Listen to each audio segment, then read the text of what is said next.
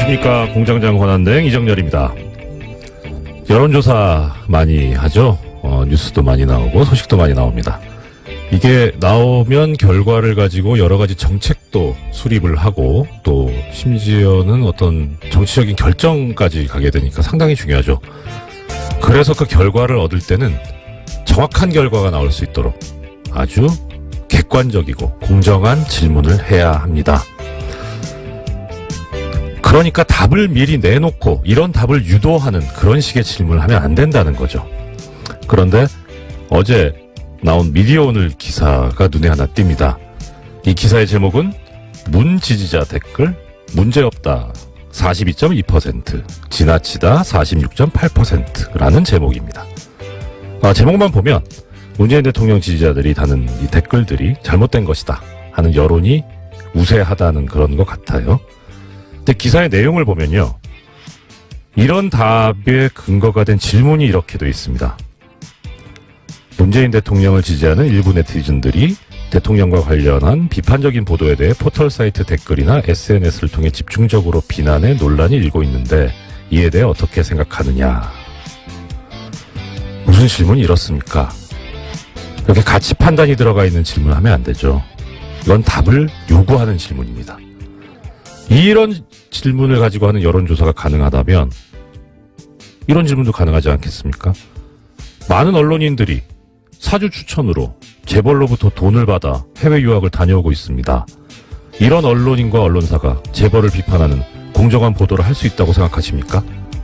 이렇게 물으면 답이 어떻게 나오겠습니까? 그런데 이 기사를 보면 놀라운 점이 하나 있습니다. 우리 국민들께서 참 현명하시다는 거죠. 이 숫자상으로 보면 부정적인 그 응답이 46.8%고 문제없다는 게 42.2%인데 이 차이가 오차범위 내입니다. 결국 비슷비슷하다는 거죠. 그런데 또 이 기사에서 보면 언론 적폐 청산이 필요하냐라는 질문을 했는데 필요하다는 응답이 무려 80.4%입니다. 답을 내놓고 하는 질문에도 현명하신 우리 국민들 안 속고 제대로 답을 하고 계시는 거죠. 존경하지 않을래 않을 수 없는 우리 대한민국 국민들이십니다. 갑자기 기온이 떨어졌습니다. 날이 무척 춥습니다. 그래도 어깨 펴고 당당하게 씩씩하게 걸어보시면 어떨까 싶습니다. 우리는 위대한 대한민국의 국민입니다. 공장문 열겠습니다. 이상 공장장 권한대행 이정열 생각이었습니다.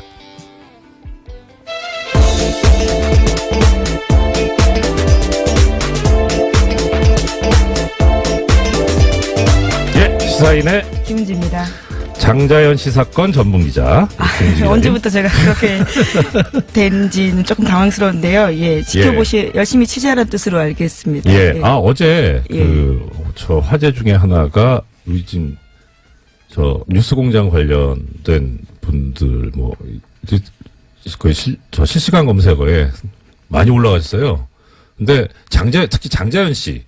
네, 그렇죠. 어제 하루 종일 실시간 검색어였는데요. 네. 관련해서 청와대 청원 게시판에는 어제 하루만 해도 1000건 넘는 게시글이 올라왔다라고 합니다. 1000분이 동의를 했다는 게 아니라 1000건? 예, 그렇죠. 글 자체가 1000건이 올라온 건데요. 이야. 특히 유력 인사에 대한 수사가 제대로 이루어졌는지에 대해서 규명해야 된다라는 네네. 목소리 커지고 있어서요. 예. 검찰 과거사위에서는 오는 1월 안에 장치 사건에 대해서 재수사 여부를 결정한다라고 합니다. 아니, 이 정도면 뭐 결정하셔야 되는 거 아닌가 싶은데요. 그런데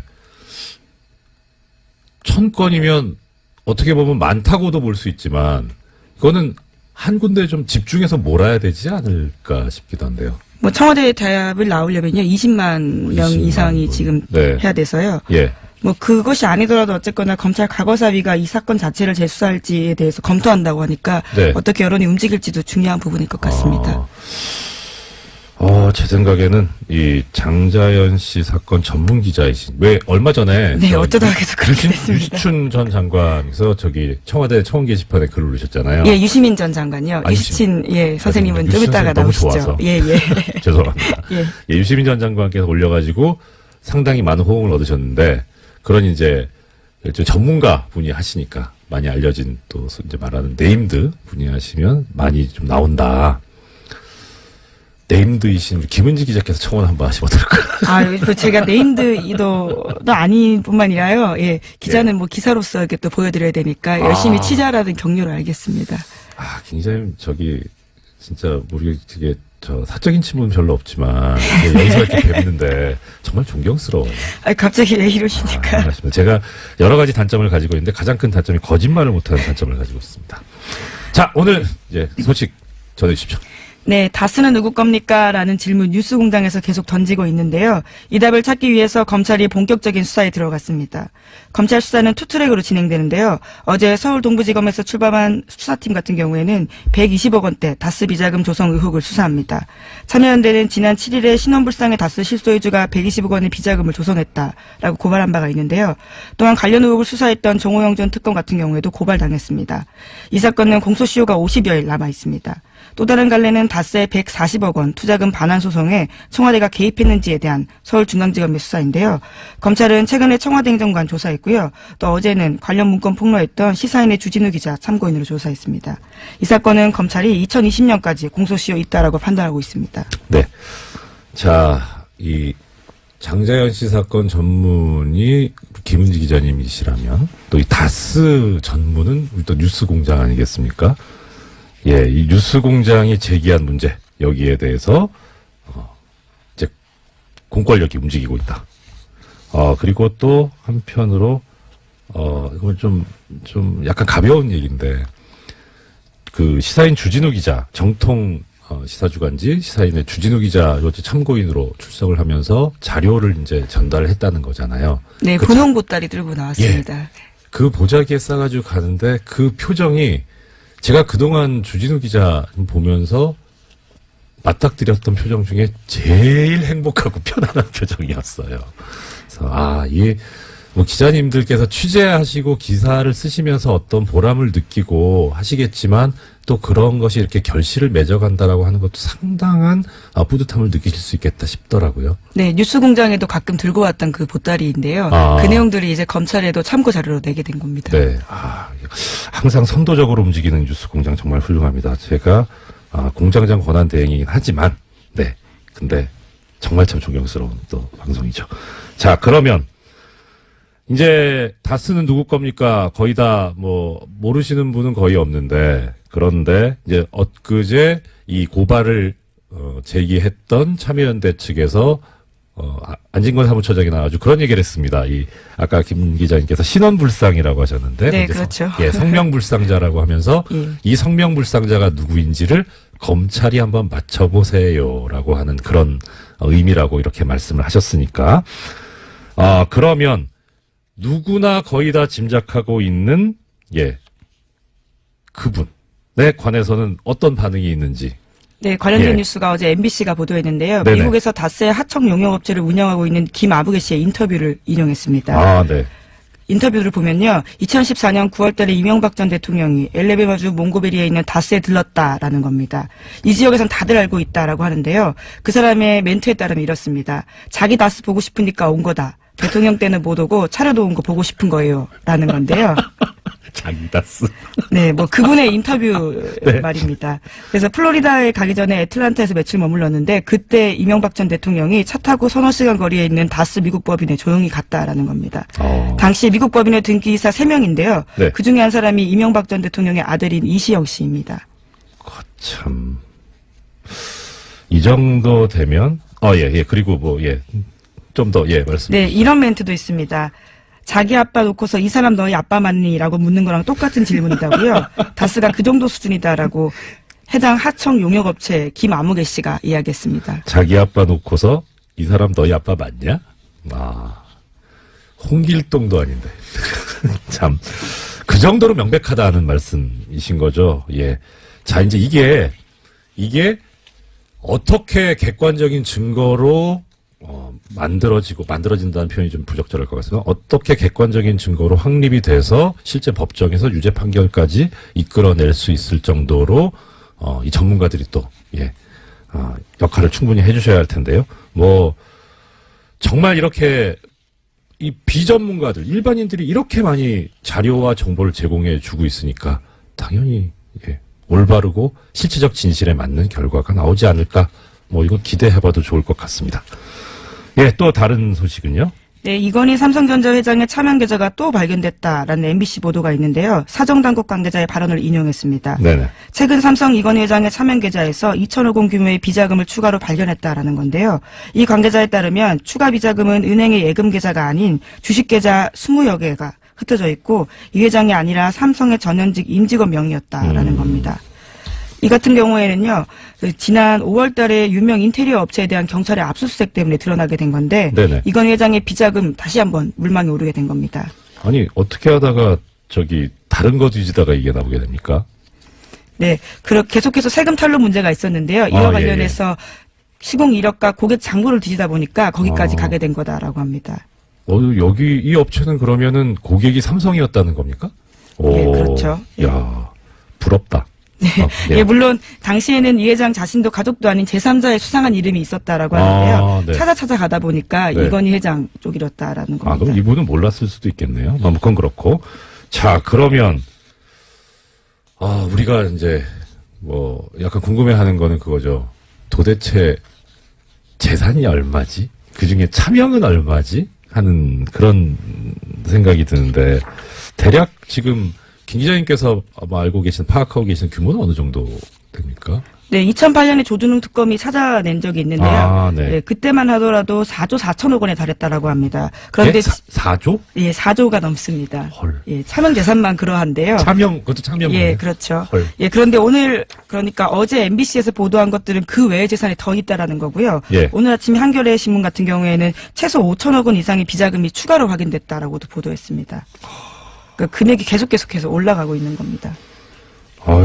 그럼 차명만 또 최소 5천억이 추가 비자금이 확인됐다고 5천억 원, 5천원만 있으면 순댓국을 먹을 수 있는데 5천억이면 감이 안 오는. 예, 너무 많은 돈이어서 사실 감이 오지 않는데요. 예. 근데 한겨레 신문에서 또 눈에 띄는 내용이 있습니다. 경찰이 계속해서 수사를 하고 있는데 예. 최근에 법원에서 삼성 임직원 개개인의 계좌 추적을 위해서 추가 압수수색 영장 발부해달라고 했는데 이것을 기각했다라고 합니다. 이거를 지금 말씀하시면 안 되고 공장장님 계실 때 말씀하셔야 제가 한 번이라도 더 영장 출연할 해설을 텐데. 해주시는데요. 예. 예. 참 갑갑하죠. 네, 예. 그리고요. 네, 그래서요. 이것은 이제까지 2008년 말씀드렸던 것처럼 조준웅 특검 때 찾았던 돈과 다른 것들이어서요. 계속해서 비자금 규모가 얼마나 늘어날지는 아직까지도 가늠이 안 되는 상황입니다. 예. 총수란다. 네, 공장장이죠. 예, 공장장. 직업이 여러 개입니다. 예, 공장장께서 제작했던 저수지 게임 있지 않습니까? 애청자 여러분들께서도 많이 들어오고 아시겠지만, 이 저수지 게임이 이제 이명박 전 대통령의 어떤 재산 형성과 관련된 그런 건데, 이 저수지가 또 삼성의 저수지는 또 따로 있을 테니까. 근데 정말 저수지라는 말이 어울리지 않나. 차명만 4조면 실제 전 재산은 얼마일까요? 그리고 마음속으로는 그것이 우리 국민들이 저도 사실 지금 보이는 라디오로 영상을 보이는 라디오 아니죠? 영상이 따로 올라가는데 보시면 제 노트북이라든가 폰이라든가 다 그 계열 제품이거든요. 이렇게 사랑하는 애정하는 그런 기업인데 이게 적법하게 정당하게 재산이 형성되었을 거라고 믿습니다. 정말 그러길 바랍니다. 예, 또 다음 소식은요? 네, 이정열 대행의 역할이 또 필요한 뉴스인데요. 아이고, 네. 네, 구속된 우병우 전 민정수석이 법원에 구속적부심사를 청구했다라고 합니다. 저런. 구속적부심은 구속이 합당한지 법원에 다시 한번 판단을 맡기는 절차인데 뉴스공장에서도 몇 번씩 전해드린 바가 있습니다. 네, 그렇습니다. 우 전 수석의 검찰의 세 번째 구속영장 청구 끝에 구속된 지 열흘 만에 이런 행위들을 한 건데요. 우 전 수석은 지난해 7월 달에 추명호 전 국정원 국익정보국장에게 자신의 비리 의혹을 감찰 중이던 이석수 전 특별감찰관 등에 대해서 불법 사찰하고 지시한 그 결과로 비선 보고받은 혐의로 구속된 바가 있습니다. 네. 자, 이게 그런데 지금 세간의 관심을 끌고 있는 것은 담당 재판부가 뉴스공장에서도 몇 번 말씀드렸습니다만 담당 재판부가 서울중앙지방법원의 경우에 구속적부심 사건은 형사수석부에서 전담을 하고 있기 때문에 근데 거기서 하도 엉뚱한 결정이 자꾸 나오니까 이 우병우 또 풀리는 거 아니냐. 근데 보도에 의하면 이 담당 재판부가 바뀌었다. 라는 거죠. 네, 신강렬 부장판사가 우전수석과 대학 사법연수원 동기여서 사건 재배당을 요청했다라고 합니다. 이렇게 기사가 나오는데 이 기사는 반은 맞고 반은 틀립니다. 왜냐하면 이렇게 기사가 나오면 어떤 느낌이 드냐면 사건의 공정함을 위해서 피해갔구나라고 생각이 들잖아요. 그러니까 이 신광렬 부장판사를 옹호하는 듯한 근데 그게 아니고요.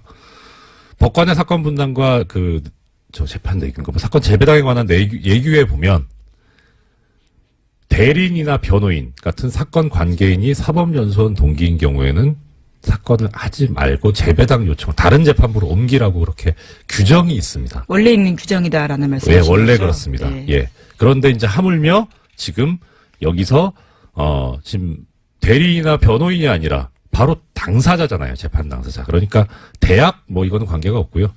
사법연수원 동기인 게 그 요건에 해당이 됩니다. 그래서 넘어간 건데, 자, 이제 또 재밌는 것은, 그럼 이렇게 해서 재배당을 하는 경우에 보통은 어디를 가냐면, 대리재판부라는 곳이 다 법원마다, 재판부마다 지정이 되어 있습니다. 언제냐면, 휴가를 가거나, 갑자기 이렇게 일이 터졌다거나 할 때, 그때 그 담당 재판부에 결혼이 생겼다 그래서 재판을 안 할 수는 없잖아요. 그러니까 이 경우에는 그러면 대리하는 재판부를 다 지정을 미리 해놓습니다. 그래서 그 대리재판부에서 하는데, 그러니까 이게 재배당을 해서 넘어가게 되면 그 대리재판부에서 해야 돼요. 대리재판부가 형사수석부 같은 경우에는 형사 1부입니다. 네, 휴가를 갔다라는 보도가 있던데요. 부장이 휴가를 갔어요. 어떻게 그렇게 성견지명이 있는지. 그래서 지금 이게 형사 2부로 갔습니다. 그래서 어제 보니까 이 형사 2부 재판장, 이우철 부장판사가 실시간 검색어에 올라가더라고요. 저는 처음에 모르고 실검만 보고 있는데, 이 이우철 부장판사님 잘 압니다. 그래서, 뵌지는 좀 됐어요. 뵌지는 제가 법원 퇴직하고 뵙지는 못했는데, 일단 많이들 궁금해 하시죠. 어떻게 될 것 같냐? 저는 점쟁이가 아니라서, 예측 전문, 예상 전문 이런 건 아닌데, 이우철 부장판사가 제가 알고 있는 모습 그대로라면 이 우병우 전 수석의 구속적부 심사 청구는 기각될 겁니다. 이분은 스타일이 정말 법대로 합니다. 그리고 법대로 하는데 그게 어떤 형태로 나타나냐면 개인의 자유와 권리 이쪽을 가급적 많이 보장하고 옹호하는 쪽인데요. 싫어하는 게 뭐냐면 권력을 사적으로 쓰는 겁니다. 이제 우병우 전 수석 같은 경우에는 그런 얘기 나오잖아요. 민정수석으로서의 권한을 사적으로 이용해서 자신을 사찰하는 사람을 역사찰하는 거잖아요. 그렇기 때문에 상당히 근데 문제는 뵌지 좀 돼서 그 이후에 혹시 생각이 바뀌었을까 하는 걱정이 있습니다. 아무튼 사실 이게 사법 신뢰도를 저하하는 발언이어가지고 좀 조심스럽긴 한데요. 현실이긴 하니까 어쩔 수 없다고 말씀을 드리는데, 대진운이라는 게 있어요. 재판도요. 그러니까 이게 이게 가급적 이거 고귀한 품격 있는 방송에서 이런 용어 쓰면 안 되는데, 재판부 운빨. 제가 본 중에 재판부 운빨이 제일 좋았던 분이 김용판 전 서울지방경찰청장입니다. 그쪽 계열만 잘 타고 갔어요. 네, 2012년에 대선 개입 혐의로 재판을 받은 바가 있죠. 올 무죄 나왔죠. 근데 정말 어떻게 이런 진짜 운이 정말. 네, 그리고 나서 출마 선언까지 했었죠. 그렇죠. 경선을 통과하지 못했었습니다. 그랬었죠. 그런데 이제 이 재판부 운빨이 안 좋은 분 중에 또 한 분이 제가 기억하는 두 분인데요. 한명숙 전 총리, 그다음에 정봉주 전 의원. 정말 재판부 운빨이 안 좋았습니다. 자, 그런데 지금 여기서 보면 우병우 전 수석도 재판부 운빨이 그렇게 좋아 보이진 않는다. 네, 오늘 구속적부심 열리는데요. 네. 그 결과에 따라서 내일 다시 제가 내일 출연하냐 못하냐까지 나오네요. 네. 알겠습니다. 네, 게다가 또 조윤선 전 장관 같은 경우에도요. 오늘 영장 실질 심사가 있습니다. 내일 한꺼번에 해석을 좀 해주셔야 될 것 같아요. 큰일 났네요. 저 오프닝 써야 되는데. 네, 공장장처럼 셀프 미니 인터뷰를 하시는 방법도 있습니다. 알겠습니다. 예, 다음 소식이요. 네, 검찰이 2013년에서 2014년 국방부의 국군 사이버사령부 정치관여 의혹 관련해서요, 수사가 축소 또는 은폐됐다라는 정황을 포착하고요, 본격 수사에 착수했다라는 경향신문 보도입니다. 검찰 안팎에서는 유모 전 국방부 정책실장이 당시 국방부의 부실 조사를 주도했다라고 보는 것으로 전해진다고 합니다. 참, 이 군 문제는 접근하기가 쉽지가 않은데 계속 이렇게 나오는데, 예. 어떻든 지금, 이 얘기는 김관진 전 국방부 장관이 새 혐의로 조사를 받을 수 있다. 이게 상당히 희망적인, 얘기 아닐까 싶네요. 예, 그 가능성이 커지고 있다라고요. 오늘 네. 아침 경향신문이 보도했습니다. 네. 자, 시간이 한 3분 남았는데, 우리 장자연 씨 사건 전문 기자이신 김은지 기자님 계시고, 그다음 다스 사건 전문 방송인 뉴스공장에 있는데, 저도 대행시켜 주신 김에 제가 그거 됐잖아요. 삼성 언론장학생 전문이 얼떨결에 돼버렸는데, 그 말씀 오늘 드려야지, 안 그러면 애청자님들한테 혼날 것 같습니다. 약속을 해서요. 지금, 어제 제가 잠깐 말씀을 드렸었는데, 그저께 처음 말씀을 드리기 시작해서 약간 좀 기대 반, 포기 반 했었긴 했어요, 마음속으로는. 근데 그제가 이제 휴일이었으니까 어제 보도가 나오겠냐 싶었는데, 어제 뉴스공장이 상당히 뜨거운 반응이 돼 있었었는데, 기사가 하나도 안 나왔어요. 삼성 언론장학생. 애청자 여러분, 지금이 아니더라도 한번 삼성 언론 장학생이라고 한번 포털에서 검색해 보십시오. 그러면 기사가 하나도 없습니다. 그런데 블로그나 SNS는 너무나 뜨겁습니다. 이게 과연 제대로 된 보도냐 하는 그런 생각이 드는데요. 오늘, 시간이 1분 남아서 하나만 말씀드릴게요. 재미있는 기사가 하나 있습니다. 아까 제가 미디어 오늘 그 여론조사 관련해서 말씀드렸었잖아요. 미디어 오늘이 지금 언론인들이 돈을 받고 이렇게 가는 그런 거에 대해서 한번 비판을 했던 기사를 실었던 적이 있습니다. 2005년에. 예, 2005년에 그 기사가 쭉 실리고 재미있는 것은 그 마지막에 보면 96년부터 2005년까지 사이에 그 삼성 언론재단에서 해외 연수를 보낸 언론인 명단을 실어요. 이 기사 자체는 2005년 8월 24일 날 미디어 오늘에 실린 제목은 삼성 언론재단 최대 연 5억 원 해외 연수 지원이라는 기사고, 근데 기사 자체는 그렇고, 맨 마지막에 보면 관련 기사로 삼성 언론재단 해외 연수 언론인 명단이 실려 있는데, 이 링크를 클릭하잖아요? 기사가 삭제돼 있습니다. 거참, 왜 그랬을까? 궁금합니다. 예, 지금까지 장자연 씨 사건 전문기자 시사인의 네, 김은지였습니다. 감사합니다. 네, 고맙습니다. 예, 어제 뉴스공장에 나오셨다가 양대 포털 사이트에 인기 검색어 실검 1위를 휩쓰신 무료 이관왕 한방에 유시춘 선생님, 어제에 이어서 또 스튜디오로 모셨습니다. 어서 오십시오. 네, 굿모닝. 우리 선생님께서는요, 다 멋있으신데 제일 멋있으신 게 이렇게 쿨하신 거. 너무 멋있습니다.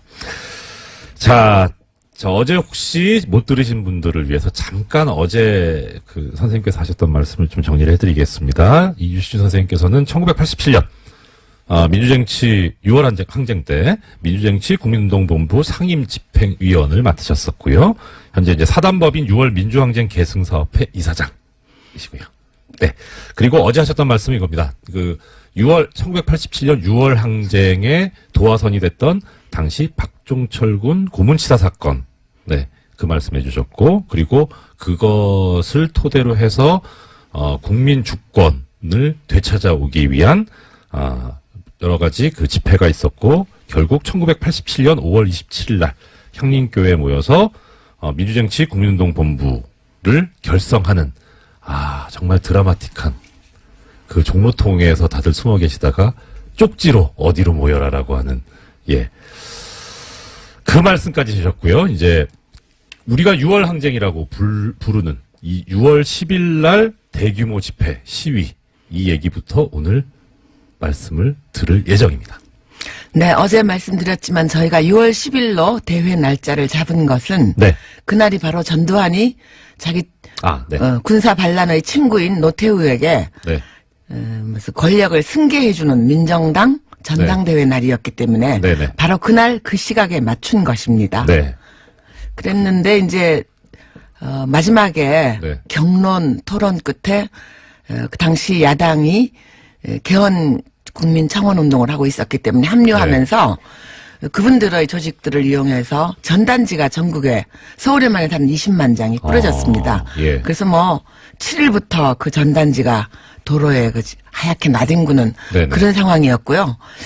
경찰이 이것을 뭐 불법 집회로 간주하고 미리 차단해 놨었기 때문에 7일부터 즉 대회 나흘 전부터 성공회 입구는 3중 4중 전경들의 겹겹이 쌓여 있었습니다. 들어갈 수가 없었어요. 어제 하신 말씀 중에 하나가 이제 이 6월 항쟁이 성공의 그 서울 네. 예, 교당이라고 하나요? 예, 교회. 거기서 이제 지금 그 핵심 집행부께서 계셨다는 거였는데 한승원 변호사께서 성공회에서 했기 때문에 성공했다. 네. 그 말씀도 하셨다고. 근데 그러면 아까 좀 전에 말씀 주셨던 것이 3중 4중으로 겹겹이 네. 둘러서져 있었는데 어떻게 들어가시게 됐나요? 네, 뭐 거기에 국본 한 20분이 네. 모이셨는데 네. 이제 어르신들은 그땐 제가 30대 중반이었으니까 제일 어렸습니다. 그때 이제 어르신들이 박형규 목사님, 예. 뭐 지선 스님, 네. 그다음에 금영균 목사님 이런 예. 분들은 이제 미리 딱 그 겹겹이 포위하기 그 직전에 한 대여섯 분은 들어가시는데 성공했고요. 그게 며칠 전? 그게 6일부터입니다. 아, 6월 6일부터 미리 예. 들어가 계셨고 네네. 저는 7일날 아침에 집에서 나오는데 벌써 네. 우리 이 판사님처럼 이렇게 체격이 좋으신 사복 두 분이 딱 나오는데 지키는 팔을 잡는 게 어디 가십니까 이래요. 예. 아 순간 연금이 시작됐구나 생각을 하고 제가 마침 그때 원고지 그때는 지금처럼 이메일이 그렇죠. 없어서 예, 예. 원고지를 직접 갖다 줄 때입니다. 예, 예, 출판사나 예. 신문사에. 예. 마침 그때 어딘가에 제가 원고를 갖다 줄 일이 있어서 네. 원고지 열매를 또르르 만 걸 갖고 있었어요. 예. 그래서 이거 보면서 안 보이세요? 나 지금 출판사에 원고 갖다 주러 가잖아요. 그땐 예. 제가 차가 없었습니다. 예, 그래서 예, 예. 차 있으면 나 좀 같이 갑시다. 그랬더니 오, 멋있다. 그러십니까? 그러더니 그럼 다녀오세요. 이러는 거야. 예. 딴 데 가시면 안 됩니다. 이러는 거예요. 그날 나오면서 보니까 제가 그렇게 연금 조치가 내려진 줄 모르고 셔링 치마에 예. 짧은 티셔츠를 입었더라고요. 날씨가 더울 때잖아요. 네, 조금 그러니까. 더웠습니다. 예. 덥기는. 네. 그래서 뒤돌아보면서 너희들 굿바이다 그러고서는 갔다가 잠실에 있는 친구 예. 집에서 자고 아. 아침 그러니까 6월 8일 아침 5시 새벽 5시 반에 성공회 입구가 이 시청 출구에서 한 100m 떨어져 있잖아요. 네. 곰곰이 생각을 했어요. 저걸 어떻게 뚫고 들어갈 건가 생각을 하다가 그 당시 우리를 많이 도와주신 그 성공회 성당 주임 신부인 박종기 신부님이라고 네네네. 40대 젊은 신부님이 계셨어요. 아, 그분 아드님이 신학생인 거 제가 알았거든요. 아. 전화를 했더니 받아요. 예.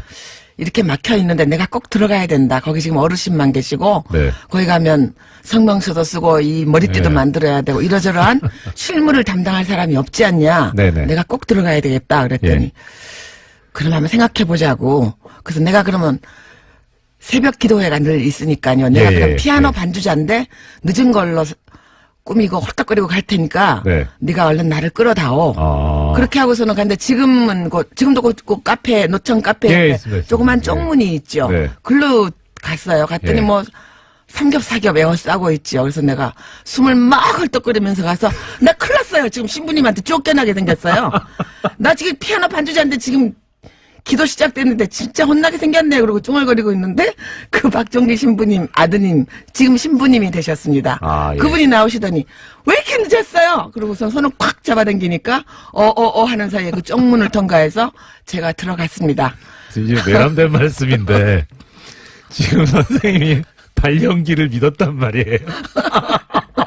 그렇게 했고요. 하는 사이에 들어갔고요. 가보니까 이제 몇 분이 들어와 계셨고 아, 예. 이제 그날 8일 날 뭐 신문 방송에 난리가 났죠. 전부. 그렇죠. 그날 이제 고인이 되셨습니다만 양순직 그 당시 예, 예, 여당 예. 총재하신 예. 분이 당직자의 도움을 받아서 한영애 씨라고 그때 이어버리셨는데 예. 그분하고 기억이 같이 계셨죠. 그 옆에 예. 수녀원 담장을 타고 내려오셨고요. 그 다음에 그때 농민운동 하시던 서경원 예, 계셨는데 그분은 좀 생기기도 농부처럼 예, 생기셨잖아요. 예, 네. 그래서 청소부 복장을 하고 예. 빗자루 들고 청소부인 척하고 들어왔고요. 그렇게 뭐 그 기기묘묘한 방법으로 모여서 거기서 3박 4일 동안 박정주 신부님의 사제관에 있는 모든 와인과 쌀과 음식을 다 축내고 밥도 제가 거들어줬고요. 예. 뭐 그 사제관 안에 있는 모든 음식을 저희들이 다 먹어치웠습니다. 그러니까. 뭐 선생님께서 지금 그렇게 말씀하시지만 사실 외부하고 이제 이게 완전히 안 단절되어 되잖아요. 있었습니다. 그러면 지금처럼 뭐 핸드폰도 없고요. 그렇죠. 더군다나 이 뭐 휴대전화도 없었고요. 예, 예. 유선전화에만 의지를 했는데 네. 밖으로부터 완전히 모든 것이 통신과 만남과 예. 모든 것이 다 두절된 상태에서 사흘을 보냈지만 바빴습니다. 그 안에서 예. 현수막도 걸어야 되고 예. 머리띠도 만들어야 되고 성명서도 써야 되고 근데 어찌어찌 알고 동아일보에 유일하게 그날 저희들 사진이 났는데요. 네. 그 얼리버드들은 일찍 일어나서 어찌어찌 알고 동아일보하고 제 기억으로는 두 군데 신문사 기자들이 들어와서 유의하게 그때 사진이 있습니다. 그 당시 신문을 보면. 예. 참 이렇게 참 가볍게 말씀하시지만 그때를 생각해 보면 그때도 즐겁게 했습니다. 또 이렇게 그러니까 즐기는 사람을 이기지 못한다고 하잖아요. 네. 그러니까 정말 네. 선생님께서 이렇게 말씀하시는데 그게 아마 성공의 원동력이 아니었나 싶습니다. 지금 1710님께서 신부님이 무슨 아드님이 있으시냐. 성공회는 네. 신부님이 결혼을 하십니다. 네. 네. 예, 그 성공회의 영국 그래서- 캐더릭이죠, 그러니까. 예, 네. 그렇게 허용이 돼 있어서 방금 지금 저 댓글을 받아서 좀 여쭤봤습니다. 그 신부님이 적극적으로 도와주시던 분이었는데 하느님께서 어떻게 그렇게 아름다운 분들을 일찍 데려가시는지 일찍 돌아가셨고요. 예. 오늘 아침 무척 그립습니다. 그러게 말입니다. 네. 자, 그러면 이제 들어가셨습니다. 뭐 들어가시는 것도 참 여러 가지 우여곡절이 있었고 참 뭐 대단합니다만은 이제 또 들어가셔서 아까 얼핏 지나가시는 것처럼 말씀하셨는데 저 사실 제일 궁금했었던 게 그거거든요. 가벼운 질문으로서 보통 이쪽 일하시는 분들이 약초를 참 많이 드시고 좋아하시는데 어떠셨을까 했는데 먼저 말씀하셨어요. 근데 와인이 신부님들이 와인은 좀 드시더라고요. 그래서 네. 그게 혹시 미사주로 쓰이는 기 때문에 죽겠다. 많이 갖추고 있다고 그럽니다. 그럼 성공회도 예배라고 하나요? 기도 예배 드리죠. 예. 네네. 그 예배 주일 드릴 때 예배를 드리죠. 써야 되는 와인인데 그건 어떻게 해결이 됐나요? 이해는 생략하겠습니다. 죄송합니다. 너무 질문이 깊게 들어간 것 같습니다. 자, 그러면 가셔서 이제 여러 가지 얘기 중에 그런 말씀을 들었습니다. 성공의 그 성당 종로에 올라가셔서 네네. 종을 42번을 치셨다. 네네. 네, 그날 상황을 말씀을 드리자면 잠시만요. 그게 며칠 상황이에요? 10일 10일 12시 6월 10일. 정오에 정오에. 네, 기사에는 보면은 뭐 오후에 쳤다는 얘기인데 12시예요. 네. 그때가 바로 전두환이 노투우에게 그 권력을 승계해주는 전당대회가 열리는 시각이었습니다. 제가 민주화 운동에 몸담으면서 작가이기 때문에 많은 성명서를 썼는데요. 네네. 그날의 짧은 성명을 평생 기억하고 있고요. 제 기억에 가장 뚜렷한 날입니다. 직접 썼죠. 예. 네, 아주 짧게 썼습니다. 네. 지금도 기억을 하는데요. 지금 이 시각 진행되고 있는 반민주적, 반역사적 사기극을 즉각 국민의 이름으로 중단할 것을 요구한다. 이렇게 이제 성명서를 낭독을 하고 네. 지선 스님 그때 백양사 주지로 네네네. 계셨던 지선 스님과 제가 함께 종로에 올라갔습니다. 네.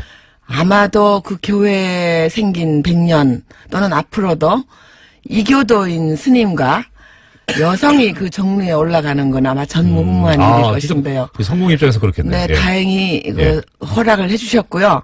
아마 박 신부님이 그것 때문에 많은 비난을 감수하셨던 것 같습니다. 죄송한 일이지만 그냥 어쩔 수 없었던 일이고요. 역사를 만드셨네. 네, 그리고 올라가서 42번의 타종을 한 것은 네네. 우리가 분단된 지 42년이 되었고요. 이 분단을 자양분으로 삼아서 남과 북의 독재를 강행하고 있는 남북의 독재자 모두에게 국민의 경종을 울려드린다는 의미로 타종을 했습니다. 선생님, 그리고 우리, 애청자 여러분, 저나, 우리 스태프진들 먹고 살아야 되기 때문에, 한 말씀 올리겠습니다. TBS 정찬영 대표님도 당시 그 부근에 거기 계셨답니다. 예, 그 이야기 꼭 전해야 된다고요. 네. 감독님 잘했죠? 자, 이 6월 항쟁이, 특징이, 그러니까 어제 이제 말씀하실 때, 사실 고립됐었다. 네. 그래서 그렇게 성공적이지가 못했는데 6월 항쟁 때는 일반 시민들이 상당히 많이 또 뭐 넥타이 부대라고 그때 명명이 됐었는데 그 이유가 뭐? 네, 우선은 우리 국민들의 민주화 열기가 뜨거웠고요. 그것이 가장 기본에 깔려 있는 것이었고요. 네네. 그다음 그 당시의 그 물리적인 상황을 좀 말씀드리면 88 올림픽을 기해서 예행 연습을 하느라고 처음으로 서머타임제가 적용이 되고 있어서 6월 중순에 6시라는 건 해가 하늘 가운데 있을 때입니다. 그렇죠. 더욱이 집회가 열리고 있는 성공회 주변의 광화문역, 시청역, 서울역은 전철과 버스가 정차하지 않고 그냥 통과했습니다. 그러니 그 주변에 있는 모든 셀러리맨들이 직장인들이 해는 하늘 가운데 쨍쨍한데 버스와 지하철은 정차하지 않습니다. 어디로 올라왔겠습니까? 다 지상으로 올라와서 함께 외치지 않았겠습니까? 그래서 그때 아마 또 국본이 저희들이 가장 고심했던 부분은 어떻게 하면 이것이 민주화 운동권을 넘어서 일반 시민의 참여를 광범위하게 다양한 형태로 이끌어낼 건가 제일 고심을 했었는데 그래서 시작도 운동가 대신 애국가로 시작하고 맞습니다. 지금은 이름도 명예도 없이 그걸 많이 알고 있지만 그 당시는 잘 몰랐기 때문에 애국가로 시작했고요. 그리고 서 있는 그 자리에서 참여할 수 있는 방법. 차 안에 있는 사람은 경적을 울리고요.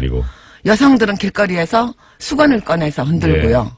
그리고 뜻부전 뉴스를 거부한다는 의미로 9시에 일제히 소등을 하고 또 사찰에서는 종을 치고요. 이런 국민 여러분들이 생업 현장에서 참여할 수 있는 다양한 참여 방법을 개발한 것도 주요했다고 봅니다. 그러니까 지금으로 치면 우리 이제 어디 포털 댓글 달고 그리고 기사에 대해서 좋다 안 좋다 공감 비공감 좋아요. 그런 이제 참여하는 그런 거였죠. 그러니까 국민들께서 길거리에 올라와서 몸으로 좋아요를 다 누른 거죠. 그렇죠. 정확한 표현이십니다. 자, 그거는 이제 전체적인 그림은 그렇게 돌아갔는데 큰일 났네. 이거 하루 더 해야 되는데. 안 됩니다. 여기 0919님께서 본인께서 이제 참석하셨던 아주 경험담을 지금 문자로 보내오셨습니다. 농민운동가 서 선생님께서는 이후에 민주당 국회의원을 하셨고, 0919님께서는 그때 6월 종로 6가 동대문 종합시장에서 사업했을 때라고 하시네요. 그때 보도블럭을 망치로 깨서 학생들에게 나눠주고 경찰들 몰려올 땐 가게 셔터 열고 숨겨줬다고. 진짜 이렇게 많았습니다. 그렇죠. 영화에도 아주 리얼하게 그런 장면들이 나옵니다. 실제로 많이들 숨겨주시고요. 셔터 내리고 물 주고 콜라도 한 박스씩 샀다 갖다 주고요. 엄청나게 감동적이고 협조적인 그런 공동체의 덕목을 느낄 수 있었던 날이죠. 저 경험을 잠깐만 말씀드리면 저도 참 그때 운이 좋았던 게 이제 저는 어제 잠깐 말씀드린 남대문 부근에 있었거든요. 숭례문 부근. 남대문 시장으로 이제 숨어 들어간 거예요. 거기가 제일 격전지였죠. 근데 또 먹을 건 많더라고요. 상가니까. 맛있어요. 그래서 참 신세 많이 졌었습니다. 자, 그럼 이제 이거는 전체적인 그림이었고 문제는 이제 우리 선생님. 이제 이 시위가 이제 60 이제 끝났습니다. 끝나고 다음 꼭 나와야 되는 게 그거죠. 명동성당. 네, 저희들이 네. 6월 10일 집회를 마치고, 네. 제가 맨 앞장서서 박정철 영정을 들고 영국 대사관 쪽으로 진출하다가, 네. 모두 다 연행돼서, 네. 장안동 대공분실을 네. 거쳐서, 그렇죠. 저는 분리수용돼서 돌아가신 재정구 예, 의원님과 재정구요. 함께 네. 강동경찰서 유치장에 수용이 됐는데 아침에 네. 눈을 떠봤더니 천정에 붙어 있는 TV에서 명동성당 농성 얘기가 나옵니다. 그거를 거기서 들으셨구나. 네, 그걸 보고서는 저 어제도 얘기했지만 무신론자인데 예. 우주에 계시는 모든 신께 기도했습니다. 하나님, 예수님, 부처님, 저 뜨거운 사막의 알라신이시여 한국 국민들을 보호해 주시고 민주주의를 오게 해주세요 하고 눈물 나네. 기도했습니다. 정말. 그리고 제 길을 의심했고요. 왜냐하면 모든 예. 정보가 다 차단되어 있었기 때문에 그때 일생에서 가장 간절하게 예. 기도했습니다. 예. 그러면 네. 그러니까 제가 이제 여쭤보려고 했던 거는 이 강동경찰서 유치장으로 수감이 되셨는데 당 선생님께서 이제 그 국어 과목 국어와 문학을 가르치는 교사였는데요. 교사, 예. 2년 전에 해직이 이미 됐었습니다. 아, 전두환 해직교사 1호. 당시 블랙리스트. 블랙 세제곱. 자, 자제분. 네, 그때 유치원 다니는 남녀 예. 있었습니다. 사실 이게 또 상당히 민감하고 아픈 부분이잖아요. 네, 물론 아이들한테 미안했죠. 예. 어떠셨어요, 기분이? 근데 수많은 자식들이 감옥에 가 있고, 그래서 제가 어린아이가 있다는 얘기 그 동료들한테 못했고요. 예. 저 올드미스인 줄 알고 계시는 분이 대부분이었어요. 그랬고요. 다 늠름하게 있었지만 가장 힘들었던 밤은 6월 18일 날, 예. 우리 시위가 또 한 번 폭발했던 그렇죠, 날인데, 폭발했죠. 조영래 변호사님이 제 변호인이셨는데, 네. 오셔가지고 계엄령 설이 돈다는 풍문을 말씀해 주셨을 때는 예. 등골이 좀 오싹했고요. 예. 실제로 계엄령을 준비를 했었고요, 전두환이. 예. 그때는 아이들을 못 보는 게 아닌가 하는 아주 무서운 공포도 잠깐 잠겨 있었습니다. 공포도 공포고, 그래도 또 도움을 주시는, 예를 들어서, 시댁이나. 그런 거 다 잊어버리고 살았습니다. 죄송합니다. 제가 괜히 자꾸 쓸데없는 질문을 드리는 네. 것 같아요. 네. 자, 그러면 이렇게 해서, 자, 수감되셨다가, 언제 어떻게 나오시게 네. 그런데 그때 이제 우리가 민주화 운동이 상승기에 있었기 때문에 네네. 저희들을 함부로 다루지 못했습니다. 그럼. 네. 그리고 서울구치소에 가서 여러 번 면회도 오시고, YSDJ께서 다녀가셔서 영치금도 넣어주시고, 그렇게 하셨는데, 예. 6.29 선언이 나고 난 다음에는, 이거 오래지 않아서 나갈 수 있겠구나 하는 생각을 가졌고요. 검사 취조라 그러나요? 검취. 예, 그것도 저희들이 보통 형사법에 의하면 우리가 나가야 되잖아요. 예, 검찰로. 그렇죠. 예. 검찰이 구치소로 왔었습니다. 그게 어떻게 보면 특혜일 수 있지만, 어떻게 보면. 기자를 따돌리느라고. 예, 네. 그러니까 꼼수죠. 그렇죠. 예, 그러니까, 편법이겠죠. 예, 그렇게 네. 해서 바깥 공기를 못 새게 하려는 또 네. 그런 생각도 있고. 네. 그러면 그 과정에서, 이거 이제 본인 생각이고, 이건 이제 되겠구나 하는 어떤. 그것은 6.29 날요. 6.29 네. 선언이 나던 날, 네. 우리가 어쩌면 징역을 살지 않을지도 모르겠다. 예. 재판을 받지 않고 나갈 수도 있겠구나. 예, 예. 라는 희망을 가졌고요. 예. 그것이 현실화되었습니다. 그리고 나온 것은 이한열 장례가 있던 그 전날 나왔습니다. 그래도 좀 예. 더 네. 계셨었군요. 예. 그 전날 나와서 처음 간 것이 연세대학교 이한열 네네. 장례식장이었습니다. 네. 너무나 감격적이었습니다. 그때 그러면, 그러니까, 우리가 이기겠구나라는 생각이 드셨던 어떤 지점이랄까? 때는 언제쯤? 6월 18일 날 계엄령 풍문이 돌았을 때는 너무 공포스러웠고요. 예. 광주에서 그런 학살을 감행한 집단이니 무엇을 못하겠습니까? 맞다. 네. 근데 제가 보기에는 그때 계엄령 다 시나리오가 있었는데 네. 미국이 모종의 역할을 했던 것 같고요. 예. 그럼에도 불구하고 제 생각은 미국이 갑자기 천사가 되어서 그런 것이 아니라 우리 국민의 민주화 힘이 우리 국민이 전국 37개 도시에서 500여만 명이 쏟아져 나온 그 물리력이 전두환이 구사할 수 있는 모든 군대, 경찰을 비롯한 모든 물리력보다 더 컸기 때문에 안 한 것이 아니라 계엄령을 못한 것이라고 봅니다. 사실 이렇게 이끌어주신 분께서 이렇게 국민들 칭찬해 주시니. 자, 교섭 들어가겠습니다. 지금까지 유시춘 선생님이었습니다. 오늘 말씀 감사합니다. 고맙습니다. 여러분 영화 꼭 보십시오.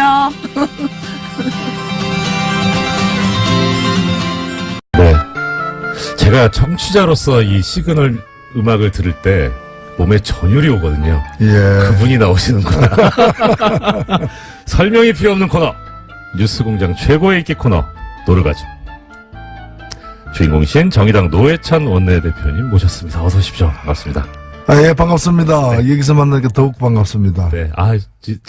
따로 말씀을 저 의원님하고 나눠보기 처음인 것 같습니다. 지금 먼 발치 인사만 계속 드리고. 저도 뭐 지면이나 이런 걸 여러 가지 많이 접하겠는데. 네. 오늘 실물을 보게 되니까 더 감격스럽습니다. 오늘 의원이 꼭 저 대표님 눈 씻으셔야 됩니다. 안 좋은 걸 보셨기 때문에. 괜찮습니다. 네. 예, 오늘도 이제 한 주간 굵직한 정치 현안들, 모시고 들어야 되는데, 일단 지금 사실 지지율이나 뭐 이런 걸 봐선 큰 그거는 없을 거는 같은데, 근데 이번 주에 이제 벌어지는 일 중에 그래도 현안으로 나와 있는 게 바른정당과 통합을 추진하는 국민의당, 이제 전 당원 투표가 시작이 됩니다. 어떻게 될 것 같다까지는 모르겠어도 어떻게 봐야 되는지 좀 말씀을 들었으면 싶습니다. 어떻게 봐야 되는지라고 물으셨는데, 네. 저는 꼭 봐야 되는지, 이렇게 되묻고 싶습니다. 안 보고 싶은데, 네. 또 보이니까 할 수 없이 보게 되는 참 괴롭죠. 거참. 네. 지금 일단은 실시한다고 하니까 실시가 되겠죠. 네.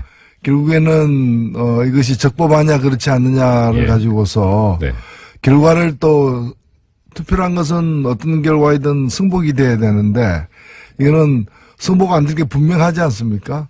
결과가 어떻게 나오든 간에 승복하지 그렇죠. 않을 게 분명해 보이고 절차상 이제 하자도 있는 것이고 그리고 무엇보다도 이제 이게 유효하냐 유효하지 않느냐에 대한 법적인 어떤 다툼까지도 비화되고 있는 상황이어서 네.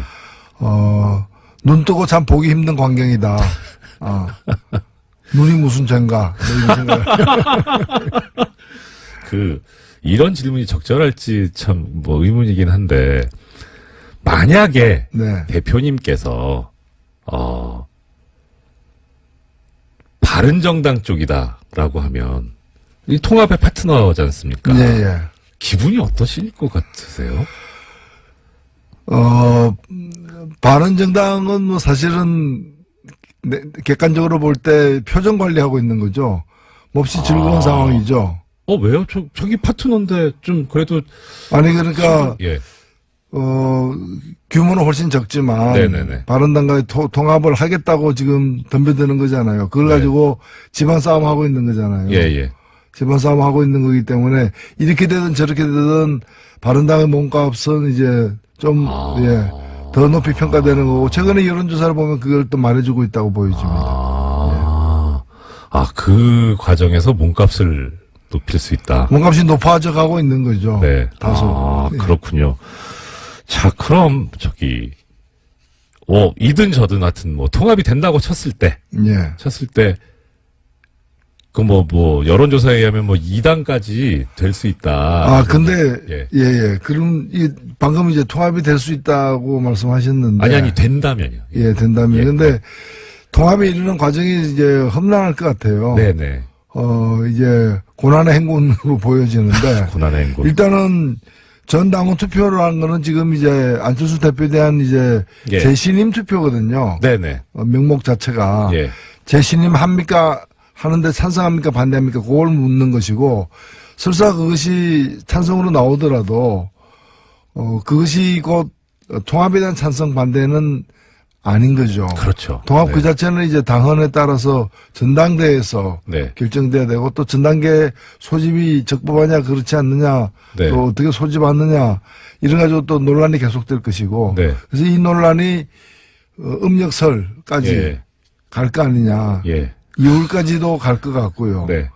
뭐 이 과정은 어쨌든 간에 또 그런 어떤 컨벤셔널 걸 갖게 되는 거죠. 네, 네. 갖게 되는 거고, 그런 점에서 보자면은, 통합이 어떤 옳으냐, 그르냐, 또는 적법하냐, 불법이냐에 따른 어떤 그 소동이 한 달 이상 가게 될 것으로 보여진다, 이렇게 생각됩니다.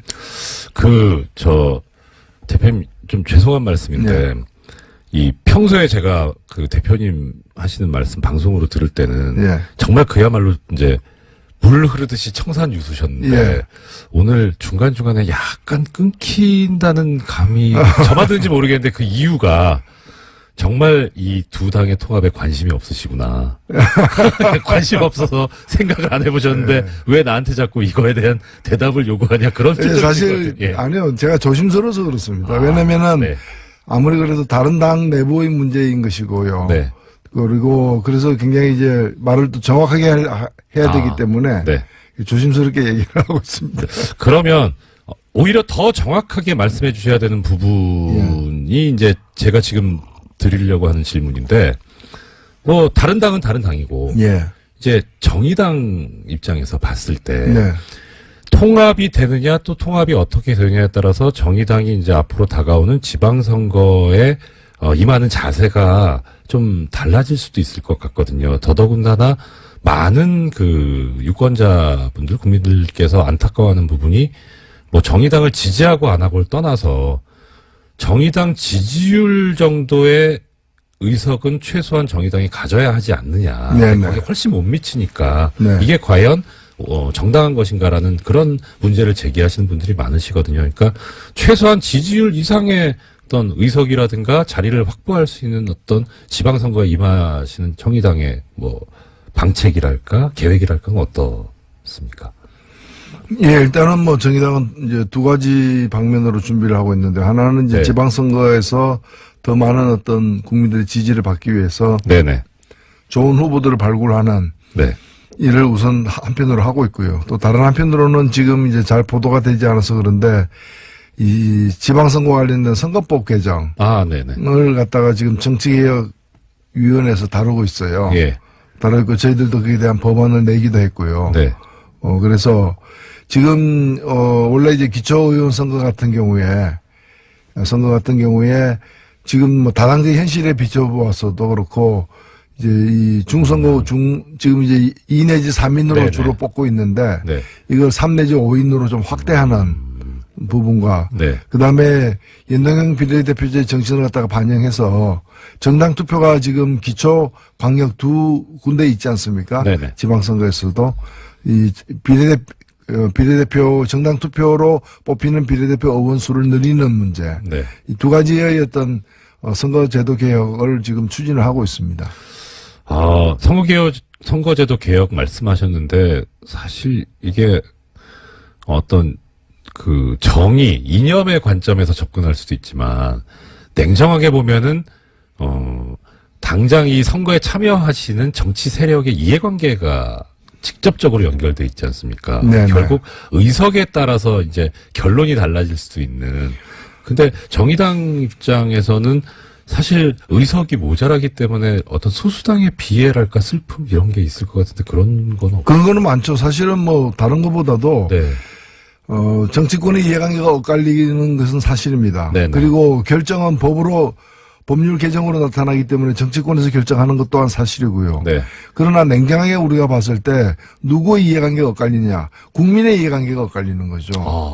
왜냐하면 투표권은 국민에게 있는 것이고 권력은 국민으로부터 나오는 것인데 국민의 마음이 반영되느냐 안 되느냐 정확하게 반영되느냐 왜곡되느냐가 가장 중요하게 따져져야지 누구의 어떤 정치인에게 유리하냐는 두 번째 세 번째 문제라고 저는 보는 겁니다. 그렇다면 현재의 선거제도가 국민들의 민심을 그대로 반영하는데 여러 왜곡된 어떤 장치가 내재되어 있기 때문에 이걸 바로잡는 거죠. 예를 들면 국민의 7.3%가 정의당을 지지했는데 그러면 정의당이 7.3%를 대변해야 되고 결국에는 표결권은 의사결정권의 7.3%, 의석도 7.3%를 가져야 그렇죠. 마땅한 거죠. 네. 근데 의석은 지금 보면 2%만 갖고 있거든요. 예. 7.3%를 가 지지했는데 2%를 대변하게 되면은 그럼 지지한 분들 중에 3분의 2 이상을 대변 못하게 되는 거지 않습니까? 그렇죠. 예. 이거는 민심이 왜곡되는 거죠. 네. 그래서 이런 걸 푸는 것이 선거법 개정이기 때문에 이것은 그거는 정의당에 유리한 거 아니냐. 정의당에 유리한 게 아니라 정의당이 원래 가져야 될 걸 가지는 거죠. 네. 유리하다면 국민에게 유리한 거죠. 예. 민심이 왜곡되지 않으니까. 그렇죠. 그래서 이것이 뭐 선거법 개정의 어떤 가이드라인이 아닌가 저는 그렇게 생각합니다. 예. 이런 가이드라인이 실제 구체적으로 현실로, 이루어져야 되는데, 법률, 법학을 좀 약간 공부한 사람으로서 그 부분이 상당히 좀 관심이 많이 가고요. 옳은 부분인 거는 같은데, 이게 현실과 괴리가 생기니까 그때마다 참 안타까움이 많이 느껴집니다. 우리 일반 소비자 입장에서 보자면은 정육점에 가서 네. 소고기를 730g을 사왔는데 네. 집에 와서 열어보니까 200g밖에 없는 거예요. 사기인데요? 예. 그러면 중간에 이제 뭐 이게 누가 가져간 거잖아요. 예. 조사해보면 다 나오게 돼 있는데. 뭐 증발했을 리는. 예. 그래서 이걸 바로 잡자라는 거죠. 이걸 갖다가 730g 사왔으면은 집에 와서 열어봐도 730g이 있어야 되는 거죠. 네, 그렇죠. 그래서 민심이 그대로 투표 결과에 반영돼야 된다. 이게 선거제도 개혁의 이유이자 방향이다. 네. 역시 우리 대표님께서 뉴스공장에 나오시니까 예를 소고기로 들어주시네요. 근데 그게 확 공감이 갑니다. 이 자리는 역시 고기와 친화된 자리가 아닌가. 자, 근데 이제 이건 이제 의석에 관련된 문제고 네. 또 하나는 이제 의석도 이제 의회 문제인데 그 다음에는 이제 지방자치단체장. 예. 이 정의당 관련해서 가장 큰 관심은 그겁니다. 네. 뭐 당연히 예상하시겠지만 이 질문을 심상정 전 대표께서 경기지사에 나오시는가. 그 다음에 지금 현재 대표님께서는 지역구가 창원이시지만 원래 이제 서울이셨잖아요. 그래서 서울시장에 혹시 도전을 하시는가? 아니면 뭐 지금 지역구대로 경남도지사에 도전하시는가? 예, 궁금합니다. 예, 뭐 정의당은 그 당원들이 전당원 네. 투표에 의해서 이제 공직 후보자들을 결정하기 때문에 네. 당원들의 마음에 달려 있다. 네. 이렇게 우선 말씀을 드리고요. 에이, 대표님 손 놓고 계실 건 아니잖아요.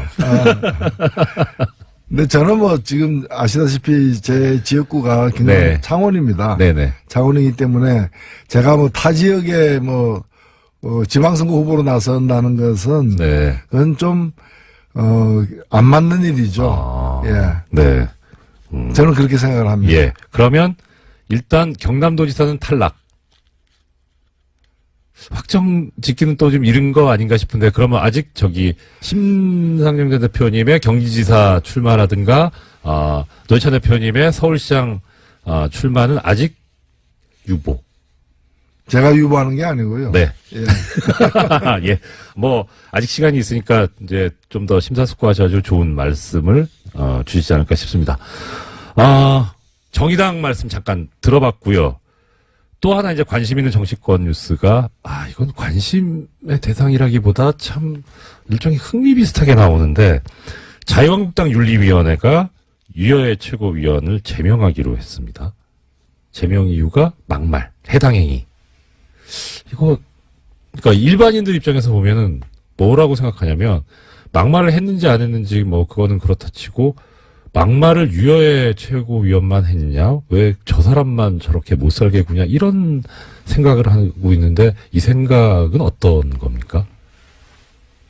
또 대표님께서 보시는 어떤 이 자유한국당의 내부 예, 자유한국당 윤리위원회가 누군가를 제명해야 한다면은 네.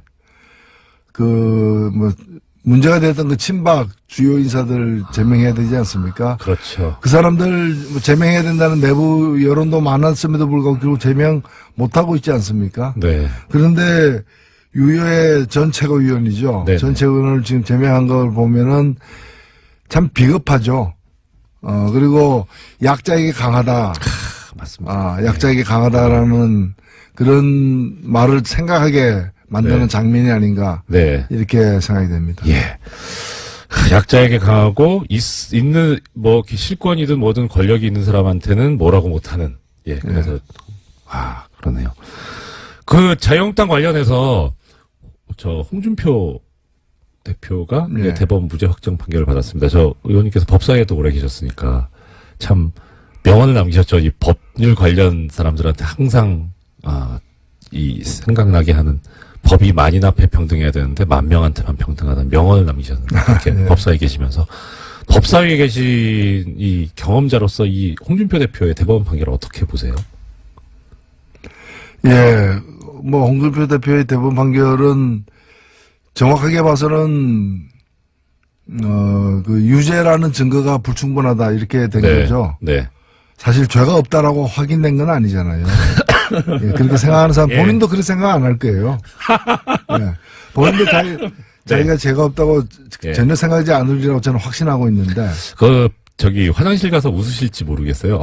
이거 내 말을 믿네 이러고. 결국에 재판이라는 것이 유죄 무죄를 다투는 것이긴 하지만 실 내용을 보면은 유죄라고 기소되었는데 그것이 기소된 만큼의 죄가 있다는 증거가 확실하냐를 판단하는 것이 이제 판결 아니겠습니까? 네. 근데 이 정도의 증거만 가지고서는 유죄라고 입장하는데 부족하다라고 판결을 내린 거죠. 내렸기 때문에 이 판결을 내린 후에 밖에 나와가지고 나는 무죄다라고 얘기하는 것은 저는 그건 좀 인간의 얼굴로 할 수 있는 얘기는 아니죠. 사실은. 그 얘기까지 나왔지 않습니까? 저기 검찰이 증거를 조작했는데 책임져야 되고 이완구 전 총리 같은 경우에는 진짜 책임을 묻겠다라는 얘기도 했습니다.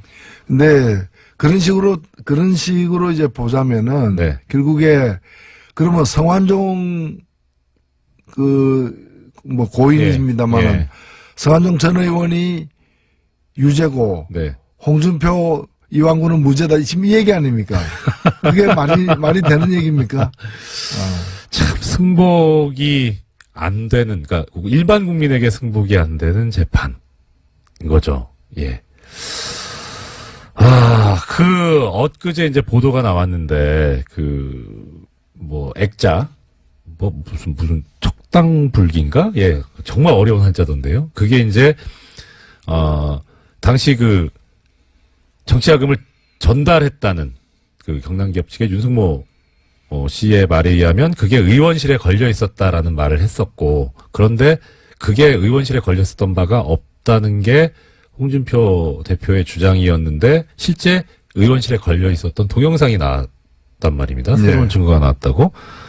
자, 그러면 조금 전에 이제 본인은 알지 않겠느냐 말씀하셨는데 이것도 이제 같은 맥락인 겁니까? 이 액자에 대해서 뭐라고 또 글쎄요, 이제 뭐 그런 더 확실한 증거들이 계속 나온다면은 뭐 재심 사유까지도 될 수도 있겠죠. 될 수도 있고, 그리고 이게 뭐 지은죄는 어디 갑니까? 최근에 뭐 신의 말씀인가요? 신과 함께. 신과 함께 그 영화에 보니까 재판 끝났다해서 끝난 게 아니더라. 재판이 또 연이어 남아있다. 그걸 참 다시 일깨워주고 있던데. 그 영화를, 이 성완종 메모에 등장한 분들, 그 영화를 보시는 게 좋을 것 같습니다. 한번 또 봐야 되는 영화가 또 하나 늘었네요. 자, 의원님, 저는 이걸 좀 여쭤보고 싶습니다. 사실 어떻게 하다 보니까 제가 관심을 가지게 돼가지고, 그저께부터 지금 언론인들이 재벌, 삼성 언론재단이라고는 나오는데, 결국 그게 이제 재벌 출연금인데, 재벌의 돈으로 유학을 갑니다. 유학을 가서, 거기서 갈 때 비용을 지원을 받는데, 그 유학 가는 대상으로 선발이 될 때, 1미디어 그룹당 1명, 그리고 그 소속사 대표의 추천을 받아야 선발이 될 수 있는 그런 제도를 운영을 하고 있고, 이게 1996년부터 시작해서 2016년까지 계속돼 왔어요. 그리고 2017년에는 이 김영란법이라고 이제 불리는 부정청탁방지법에 관한 법제처 유권 해석으로 이게 법 위반 소지가 있다 해서 2017년에 중단이 됐거든요. 언론계에서 이걸 계속 풀어달라라고 하면서 청와대 유정찬 국민소통수석에게 계속 요구를 했던 모양입니다. 그래서 이 내용을 가지고 유정찬 수석이 박은정 국민권익위원장한테 물어봤더니 김영란법 위반 소지가 없다라고 하는 해석을 받아서 전달을 한다라는 얘기까지 지금 기사가 나왔거든요. 지금 의원님께서는 삼성 엑스파일 사건 때문에 고초를 많이 겪으시고 부당한 판결 때문에 또 고생을 많이 하셨는데 이런 이 재벌과 관련된 특히 재벌이 지금 이 사건 같은 경우에 문제는 재벌이 언론과 유착되는 일종의 경원 유착의 문제 소지도 있어 보여서 이 부분에 관해서 의원님께서 상당히 여러 가지 생각이나 소회가 있으실 것 같은데 의원님 대표님 생각이 어떠신지 좀 여쭙겠습니다. 예. 아무래도 논란이 될 수 있겠죠. 예. 있겠는데 제가 볼 때 일단 언론인 해외 연수 자체가 나쁜 건 아니다. 네, 그렇죠. 사실 이것은 우리 공직자들도 보면은 국민 세금으로 네. 이렇게 해외 연수 가지 않습니까? 네. 그리고 1년씩 가는 장기적으로 가는 경우들도 많고요. 그래서 해외 연수 자체는 필요할 수 있다는 거. 그러면 기금을 어떻게 마련할 것이냐는 문제인데 예. 지금처럼 삼성그룹 이런 식으로 개별 재벌 그룹에서 이렇게 얼마씩 내고 몇 명씩 보내고 이런 방식은 여러 문제가 있을 수 있기 때문에 네.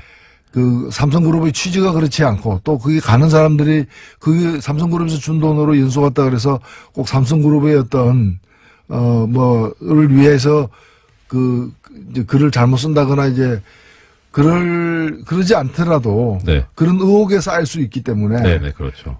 저는 그런 방법은 좀 올바르지는 않은 것 같고 그런 방법은 이제 좀 단절될 필요가 있지 않느냐. 네. 오히려 언론인 기금이라거나 여러 가지 쓸 수 있는 저는 장치들이 있다고 보여지거든요. 예, 기자협회에서도 나가고 예, 언론진흥재단에서도 그렇습니다. 연수제도가 있거든요. 예. 그래서 그런 걸 좀 더 활성화시키는 네. 방식으로 이렇게 좀 통폐합하고 개별 기업에서 이렇게 지원하는 방식은 네. 여러 가지로 받는 사람도 불편하고 예. 주는 사람도 좋은 뜻으로 주더라도 오해받을 소지가 있기 때문에 네. 그런 방식은 지양해 나가는 게 예. 바람직하지 않겠는가 이렇게 네. 보고 있습니다. 이 부분에 관해서 지금 법 해석으로 문제가 안 되면 풀리지 않으면 김영란법 개정을 해야 된다는 얘기도 나오고. 그 생각에서는 저는 전혀 자꾸 이거 개정하기 시작하면요 이 법 예. 다 없어져 버립니다. 네. 해체돼 버리는 것이고 그런 점에서 최근에 개정도 저는 굉장히 문제가 있다고 생각되는데 네. 개정되거나 해석을 바꿀 문제가 아니고 이 법에 저촉되지 않는 방식을 새롭게 개발해내야죠. 네네. 그렇죠. 그런 점에서 저는 정정당당하게 언론인 기금 등 어떤 공익적 성격의 기금을 갖다가 재원으로 해서 연수를 갖다가 이제 진행하는 게 마땅하다고 봅니다. 네.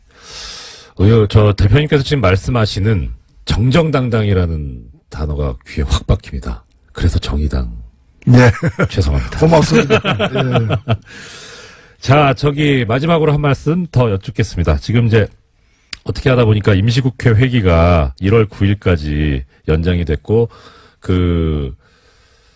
임시국회를 원래 12월에 마무리하려고 했다가 못하게 된 가장 큰 원인이 이 개헌특위를 연장할 것이냐 말 거냐에 관해서 의견이 합의가 안 돼서 그렇게 됐다는 보도가 나오고 있는데요. 일단 개헌 문제 관련해서 이제 어떻게 앞으로 정의당의 계획이라든가 생각은 어떠신지 그리고 어떻게 가는 게 좋은 것인지 좀 말씀을 일단은요 모든 주요 정당들이 지난 대통령 선거 때 국민들 앞에서 개헌을 하겠다. 네네. 지방선거 때까지 개헌하겠다고 약속한 바가 있습니다. 네. 현재 보면은 다른 당들은 그 약속을 견지하고 있는데 네. 약속을 지킬 뜻을 유지하고 있는데 네. 자유한국당만 그럴 뜻이 없어 보여집니다. 예. 그렇지 않겠다는 거죠. 네. 지방선거 때까지 개헌하지 않겠다는 거 아닙니까? 예. 그렇다면 일단 자유한국당이 이 문제에 대해서 명확하게 국민들 앞에 예. 뜻을 밝혀야 됩니다. 네. 뜻을 밝혀야 되고 만약 약속을 지키지 못하는 거라면 사과를 해야 되고요. 사과만 할 게 아니라 그러면 언제까지 하겠다라거나 아니면 아예 생각이 달라져서 개헌을 안 하겠다라거나 국민들 앞에 명확하게 얘기를 해야 됩니다. 그걸 감추고서 오히려 적반하장으로다가 지금 개헌 지방선거 때 개헌하자는 건 곁다리 개헌이다. 아니 그렇게 곁다리 개헌이라고 얘기하는 자신은 그 약속을 안 했습니까? 그러니까. 사인까지 한 사람 아닙니까? 그래서 국민들 앞에 당당하게 개헌에 관련된 자신들의 어떤 입장을 밝히고 그것이 과거의 약속을 어긴 것이라면은 마땅히 무릎 꿇고 사과를 하는 게 우선입니다. 그 다음에 문제를 풀 문제죠. 예. 약속을 해놓고 약속을 지키지 않는 것, 그것이 가장 큰 문제다. 네. 네. 자, 그러면 지금 이제 개헌 부분에 관해서 정의당의 입장을 마지막으로 한번 정리해 주시고 오늘 마무리하면 좋을 것 같습니다. 예, 개헌은 국민에 대한 약속이고요. 네. 특히 이 개헌에서 가장 중요한 것은 그 기본권과 그다음에 지방 분권을 강화하는 개헌입니다. 네. 그리고 권력구조는 합의된 수준만큼 하면 됩니다. 다만 권력구조와 관련해서는 어떠한 개헌이든 간에 국회의 권한을 다소 강화시키는 방향이 될 수밖에 없기 때문에 선거제도의 개혁과 병행해서 가야 된다. 선거제도 개혁 없이 개헌하는 것은 개악이 될 가능성이 더 크다. 그래서 선거제도도 이번 상반기 내에 같이 처리해야 된다고 봅니다. 아, 선거제도 개혁 꼭 필요하다는, 예, 계속 중점적으로 말씀해 주신 것 같습니다. 네, 대표님, 2017년 동안, 원래 이 인사는 공장장 직접 드려야 되는 자리에 안 계시니까, 2017년 한 해 동안 정말 고생 많으셨고. 예, 공장장이 안 계신데도 공장이 활발히 돌아가네요. 걱정스럽습니다. 예, 그리고 애청자 여러분께도, 덕담한 말씀 부탁드립니다. 예, 애청자 여러분, 그리고 이 방송을 듣고 계실 공장장님, 2017년 한 해 정말 고생 많으셨고, 또 우리 모두 정말 수고 많이 했습니다. 2018년은 더 나은 해가 되도록 나라다운 나라로 가는 대장정 함께 나아갑시다. 감사합니다. 네. 대표님 못 찾으셨던 소고기 520g 빨리 찾으셨으면 좋겠습니다. 530g입니다. 530g. 네. 예. 10g. 네. 예. 오늘 말씀 감사합니다. 지금까지 네, 노회찬 대표님이었습니다. 네, 감사합니다. 불친절한 AS입니다. AS 저는 먼저 해야 되는데 저 애청자 여러분 부탁이 있습니다. 아까 2부와 3부 사이에 유시춘 선생님 돌아가실 때 한 번만 더 출연을 해주십사 간곡히 부탁을 드렸는데 일정이 어떠신지 보셔야겠다고 하시거든요. 혹시 약간 좀 여유가 되신 분 계시면 청와대 청원 게시판에 유시춘 한 번 더 출연해라 청원 좀 넣어주세요. 청와대 너무 못살게 구는 것 같나요? 예. 하여튼 꼭 필요합니다. 마무리를 못 들었습니다. 예, 아쉽습니다.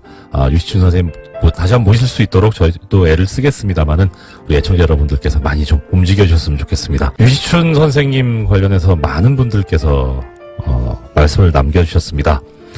그해 6월 서울 남대문 근처에서 최루탄 가스 많이 먹었습니다. 저거 비슷한 데 계셨네요.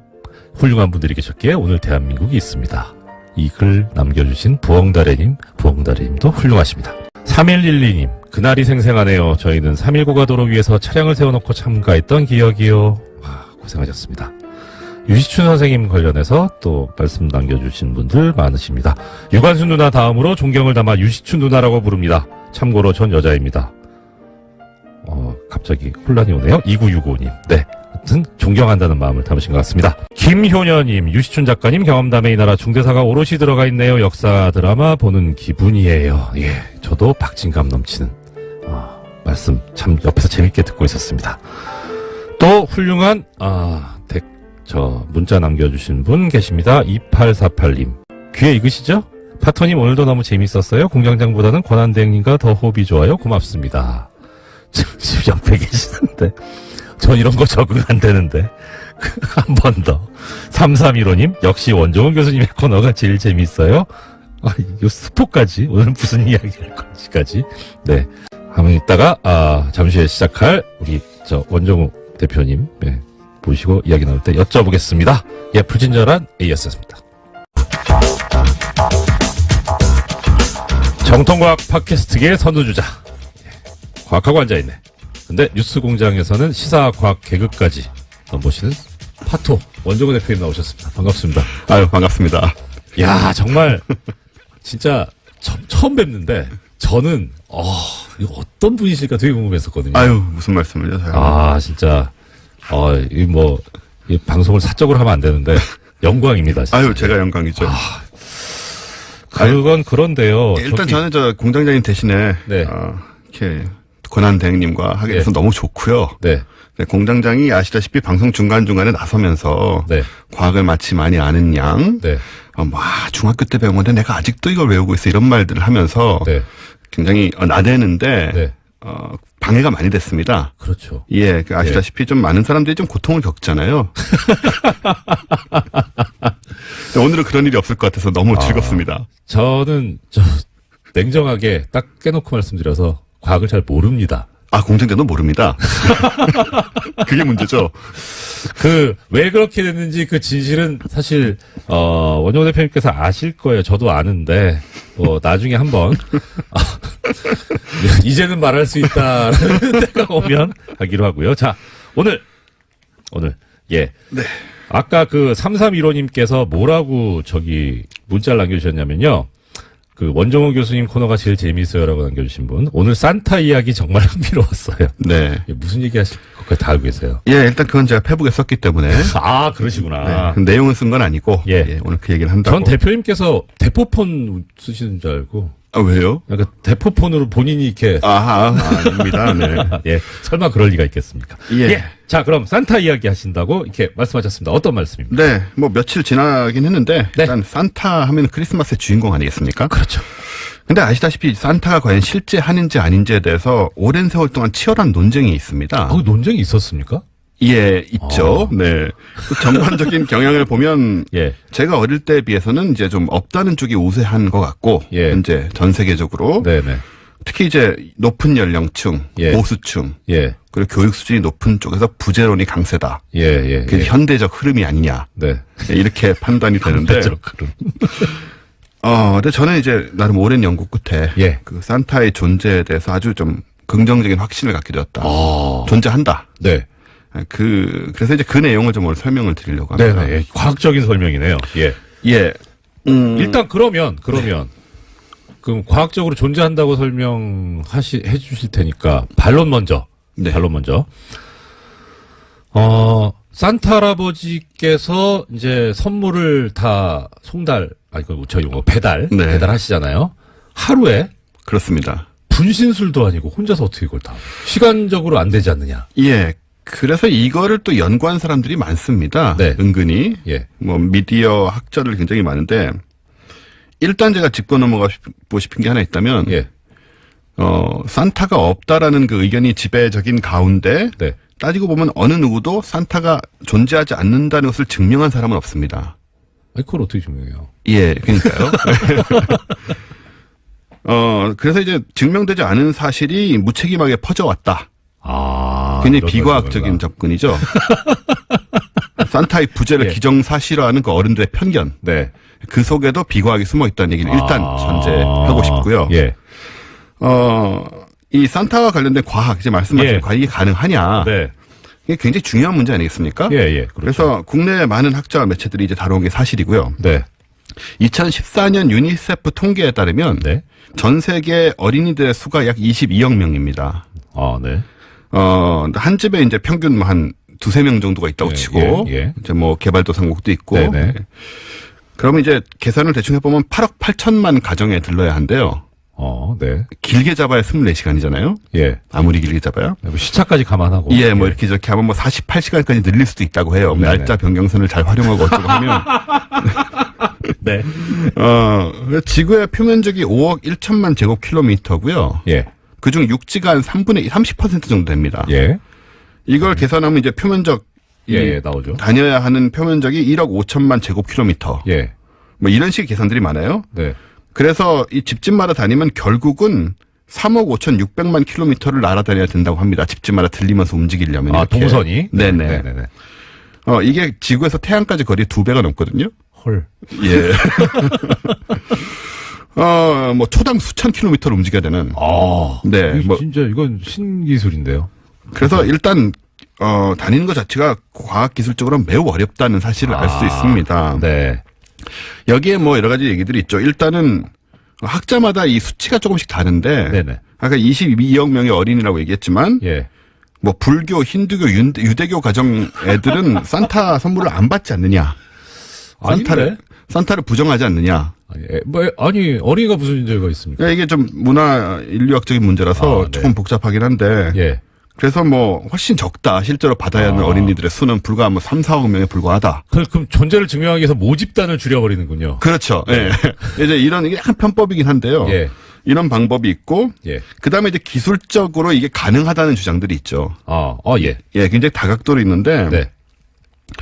산타는 이미 오래전부터 북극에 기지를 짓고 험한 환경에서 살아온 사람 아니겠습니까? 예. 그래서 우리보다 훨씬 발전된 과학기술을 보유한 어떤 종족이거나 뭐 그런 후예이거나 반신반인, 외계인. 스타크래프트 분위기가 나오는데. 예. 그럴 가능성이 있다고 실제로 주장들을 하고 있고요. 네. 그래서 현재 시험하고 있는 뭐 우리 인간들도 시험하고 있는 예. 뭐 음속의 10배를 넘는 극초음속 항공기. 그런 것들이 있고 또 심지어 제가 가끔씩 얘기를 하는데 그 나사에서 네. 그 초광속 워프라고 그러죠. 워프. 그거를 지금 실험을 하고 있습니다. 예. 시공간을 구부러뜨려서 네. 광속 한계를 극복하는 거죠. 이런 것을 갖고 있을 수도 있다. 아직까지는 추측 같은데. 추측이죠. 예. 네. 그 일단 아까 그 모집단 얘기 나왔으니까 네. 그 4416님이 이런 의견 주셨습니다. 우는 애들이 있는지 빼야 된다. 예, 그렇습니다. 저 정보를 파악하는 게 또 하나의 난관이죠. 8억 8천만 명의 어린이들 중에 빨리 울려야 돼요. 예. 그러니까 이 8억 8천만 가정에서 예. 어느 애가 언제 울고 있고 예. 그 2.5명의 어린이 중에 누가 실시간으로. 울고 있고 실시간으로. 이야. 이 정보력도 아주 풍부해요. 사실은 그 점이 조금 더 물리적으로 어려울 수도 있고요. 네. 그리고 또 사생활을 존중하는 가운데 이런 정보만을 이제 가져가야 된다는 헌법상 권리를 침해하면 안 돼요. 그렇습니다. 네. 그런 굉장히 어려운 문제들이 있는데요. 예. 어쨌든 그래서 이제 기술적으로 이게 가능하다. 뭐 다양한 상대성 이론, 예. 양자역학, 연력학, 재료공학들을 활용하면 네. 모든 것을 할 수 있다고 주장하는 과학자들이 또 있습니다. 아, 그렇군요. 그래서 산타의 예. 진실이라는 책도 있더라고요, 미국에는. 이걸 다 이제 설명해 놓은. 예.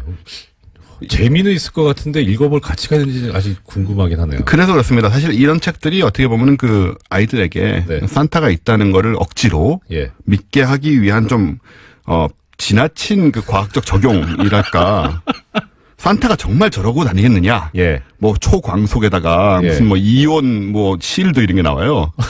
그런 걸 착용하고 뭐 굴뚝을 내려간다든가. 예. 아무리 봐도 그건 아닐 것 같다는 생각이 드는 거죠. 그 지금 굴뚝 말씀하셨으니까. 네. 그것도 진짜 산타 부제론의 근거 중에 하나죠. 그렇습니다. 일단 우리가 알고 있는 산타 할아버지의 이 외형은 상당히 복부 비만. 그렇습니다. 근데 이분이 도대체 굴뚝을 어떻게 통과하느냐. 네. 그러니까 통과할 리가 없다. 네. 그리고 굴뚝이 없죠, 요즘은. 예, 저희 집도 굴뚝이 없는데요. 예. 뭐 어떻게 들어오느냐, 이 사람은. 예. 모르겠습니다. 그래서 뭐. 영장 없이 함부로 들어오고. 예, 일단 불법이죠, 사실. 불법이죠. 그렇죠. 그래서 예. 이런 기술적인 거를 제가 이제 잘 검토를 한 끝에 네. 이렇게까지 억지로 존재하지 않는 기술이나 너무 첨단 기술을 적용을 하는 것은 조금 무리가 있다고 생각해서 네. 전 다른 관점에서 좀 접근을 했습니다. 네. 예. 일단 지금 산타의 속도니 무게니 이런 기술적인 문제를 분석하는 사람들은 전제가 뭐냐면 다들 그 산타가 빨간 옷을 입은 할아버지 한 사람 개인이다라는 관점에서 출발하고 있어요. 그렇지 않습니까? 아마 19세기까지는 그랬을 겁니다. 예. 왜냐하면 19세기 조선에서 산타 선물 받은 사람 있습니까? 청나라에서 받은 사람 있을까요? 그러게요. 조선왕조실록에는 없죠. 네. 겁니다. 그냥 뭐 예. 사기, 사마천의 사기 이런 도 없거든요. 예. 그러니까는 19세기까지는 유럽과 북미 정도만 커버하면 되는 상황. 그 쉽게 말해 거래처가 거기였다. 그렇습니다. 네. 그 인구도 지금보다 훨씬 적었고. 네네. 그래서 산타가 어떻게든 뭐 좀 할 수도 있지 않았을까. 하루 무리해서 야근하시면. 예, 뭐 지금에 비해서는 적어도. 근데 이후에 이제 20세기 들어오면서 이제 글로벌화 됩니다. 산타가. 예. 그래서 그런 전근대적인 접근으로는 이제 배송을 할 수가 없게 된 거죠. 네. 그래서 20세기 들어오면서 산타의 시스템의 변화가 오게 되는데. 바로 조직화. 로컬, 지역화. 그리고 네트워크화입니다. 그러니까 개인이 다 배달하고 다니면 기술이 저런 게 꼭 필요하지만. 네. 산타가 지구 전체에 뻗어 있는 일종의 비밀 결사다. 라고 생각하면 이런 기술이 하나도 필요가 없죠. 그게 그러면 비밀 결사 조직체로 이렇게 말씀하셨는데 네. 이게 프랜차이즈는 판매 프랜차이즈하고 좀 다르고요. 제가 이 본질을 설명을 해드리면 네. 이 조직이 산타 개인이 하고 있다고 생각하는 모든 일을 이제 각 지역에서 맡아서 하고 있고 빨간 옷 입은 할아버지는 이제 옛날에 돌아가셨고요. 이분은 이제 KFC 할아버지처럼 일종의 상징물이죠. 예. 제가 조사한 결과 이 조직은 각 가정에까지 침투해 있습니다. 헐. 예. 그래서 산타크로스의 개념을 공유하고 크리스마스 이브마다 산타크로스를 대신해서 아이들에게 선물을 제공하는 에이전트들이 집집마다 포진해 있죠. 그럼 우리가 그 존재를 느끼지 못할 뿐이지. 그렇습니다. 있는 거 맞다. 이렇게 말씀을 드릴게요. 네. 이 어린이 개개인의 성향 파악부터 원하는 선물의 구입과 배송에 이르기까지 모든 업무를 각 집집마다 있는 에이전트들이 대신하고 있는 거고요. 원스톱 시스템이군요. 네. 그래서 21세기 산타클로스는 이 중심이 존재하지 않은 일종의 클라우드 네트워크 상태가 되어 있습니다. 그래서 그 개념을 산타의 개념을 공유하고 그 개념을 긴밀하게 공유하는 이제 거대한 네트워크가 있고 실제로 성향을 파악하고 선물을 증정하는 집에 사람들이 있는 거죠. 각각의 집에. 그래서 이렇게 얘기한다면 이게 뭐 산타 그 빨간 산타는 없을지 몰라도 실제로 산타클로스라는 그 실체가 존재한다라고 현대적인 관점에서 중심의 할아버지는 없지만. 그럼 마지막으로 제가 대표님 반론 하나만 제기하겠습니다. 네. 지금 집에 이렇게 에이전트들이 들어가서 배송을 하고 있다면 루돌프는 어떻게 한 거예요? 실직하지 않습니까? 그럼 뭐 더 자연으로 돌아가야죠. 그러니까 뭐 그거 중노동이고 동물 학대거든요. 학대입니다. 맞습니다. 네, 그 옛날 19세기 관점에서 하는 얘기고. 그래서 우리 집에 산타클로스도 하나씩 있었다. 네, 그 얘기를 드리겠습니다. 오늘 크리스마스와 산타 할아버지에 대해서 말씀해주신 원종호 대표님이었습니다. 말씀 감사합니다. 저도 공장문 닫습니다. 공장문 닫습니다. 안녕히 계십시오. 진짜 운이 정말. 네, 그리고 나서 출마 선언까지 했었죠. 그렇죠. 경선을 통과하지 못했었습니다. 그랬었죠. 그런데 이제 이 재판부 운빨이 안 좋은 분 중에 또 한 분이 제가 기억하는 두 분인데요. 한명숙 전 총리, 그다음에 정봉주 전 의원. 정말 재판부 운빨이 안 좋았습니다. 자, 그런데 지금 여기서 보면 우병우 속도 재판부 운빨이 그렇게 좋아 보이진 않는다. 네, 오늘 구속 적부심 열리는데요. 그 결과에 따라서 내일 다시 제가 내일 출연하냐 못하냐까지 나오네요. 알겠습니다. 게다가 또 조윤선 전 장관 같은 경우에도요. 오늘 영장 실질 심사가 있습니다. 내일 한꺼번에 해석을 좀 해주셔야 될 것 같아요. 큰일 났네요. 저 오프닝 써야 되는데. 네, 공장장처럼 셀프 미니 인터뷰를 하시는 방법도 있습니다. 알겠습니다. 다음 소식이요. 네, 검찰이 2013년에서 2014년 국방부의 국군사이버사령부 정치관여 의혹 관련해서요. 수사가 축소 또는 은폐됐다라는 정황을 포착하고요. 본격 수사에 착수했다라는 경향신문 보도입니다. 검찰 안팎에서는 유모 전 국방부 정책실장이 당시 국방부의 부실 조사를 주도했다라고 보는 것으로 전해진다고 합니다. 참, 이 군 문제는 접근하기가 쉽지가 않은데 계속 이렇게 나오는데, 어떻든 지금, 이 얘기는 김관진 전 국방부 장관이 새 혐의로 조사를 받을 수 있다. 이게 상당히 희망적인, 얘기 아닐까 싶네요. 그 가능성이 커지고 있다라고요. 오늘 아침 경향신문이 보도했습니다. 자, 시간이 한 3분 남았는데, 우리 장자연 씨 사건 전문 기자이신 김은지 기자님 계시고, 그다음 다스 사건 전문 방송인 뉴스공장에 있는데, 저도 대행시켜 주시는 김에 제가 그거 됐잖아요. 삼성 언론장학생 전문이 얼떨결에 돼버렸는데, 그 말씀 오늘 드려야지, 안 그러면 애청자님들한테 혼날 것 같습니다. 약속을 해서요. 지금, 어제 제가 잠깐 말씀을 드렸었는데, 그저께 처음 말씀을 드리기 시작해서 약간 좀 기대 반, 포기 반 했었긴 했어요, 마음속으로는. 근데 그제가 이제 휴일이었으니까 어제 보도가 나오겠냐 싶었는데, 어제 뉴스공장이 상당히 뜨거운 반응이 돼 있었었는데, 기사가 하나도 안 나왔어요. 삼성 언론장학생. 애청자 여러분, 지금이 아니더라도 한번 삼성 언론 장학생이라고 한번 포털에서 검색해 보십시오. 그러면 기사가 하나도 없습니다. 그런데 블로그나 SNS는 너무나 뜨겁습니다. 이게 과연 제대로 된 보도냐 하는 그런 생각이 드는데요. 오늘 시간이 1분 남아서 하나만 말씀드릴게요. 재미있는 기사가 하나 있습니다. 아까 제가 미디어 오늘 그 여론조사 관련해서 말씀드렸었잖아요.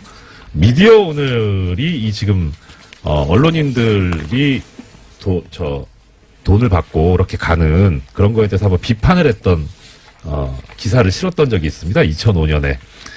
2005년에 그 기사가 쭉 실리고 재미있는 것은 그 마지막에 보면 96년부터 2005년까지 사이에 그 삼성 언론재단에서 해외 연수를 보낸 언론인 명단을 실어요.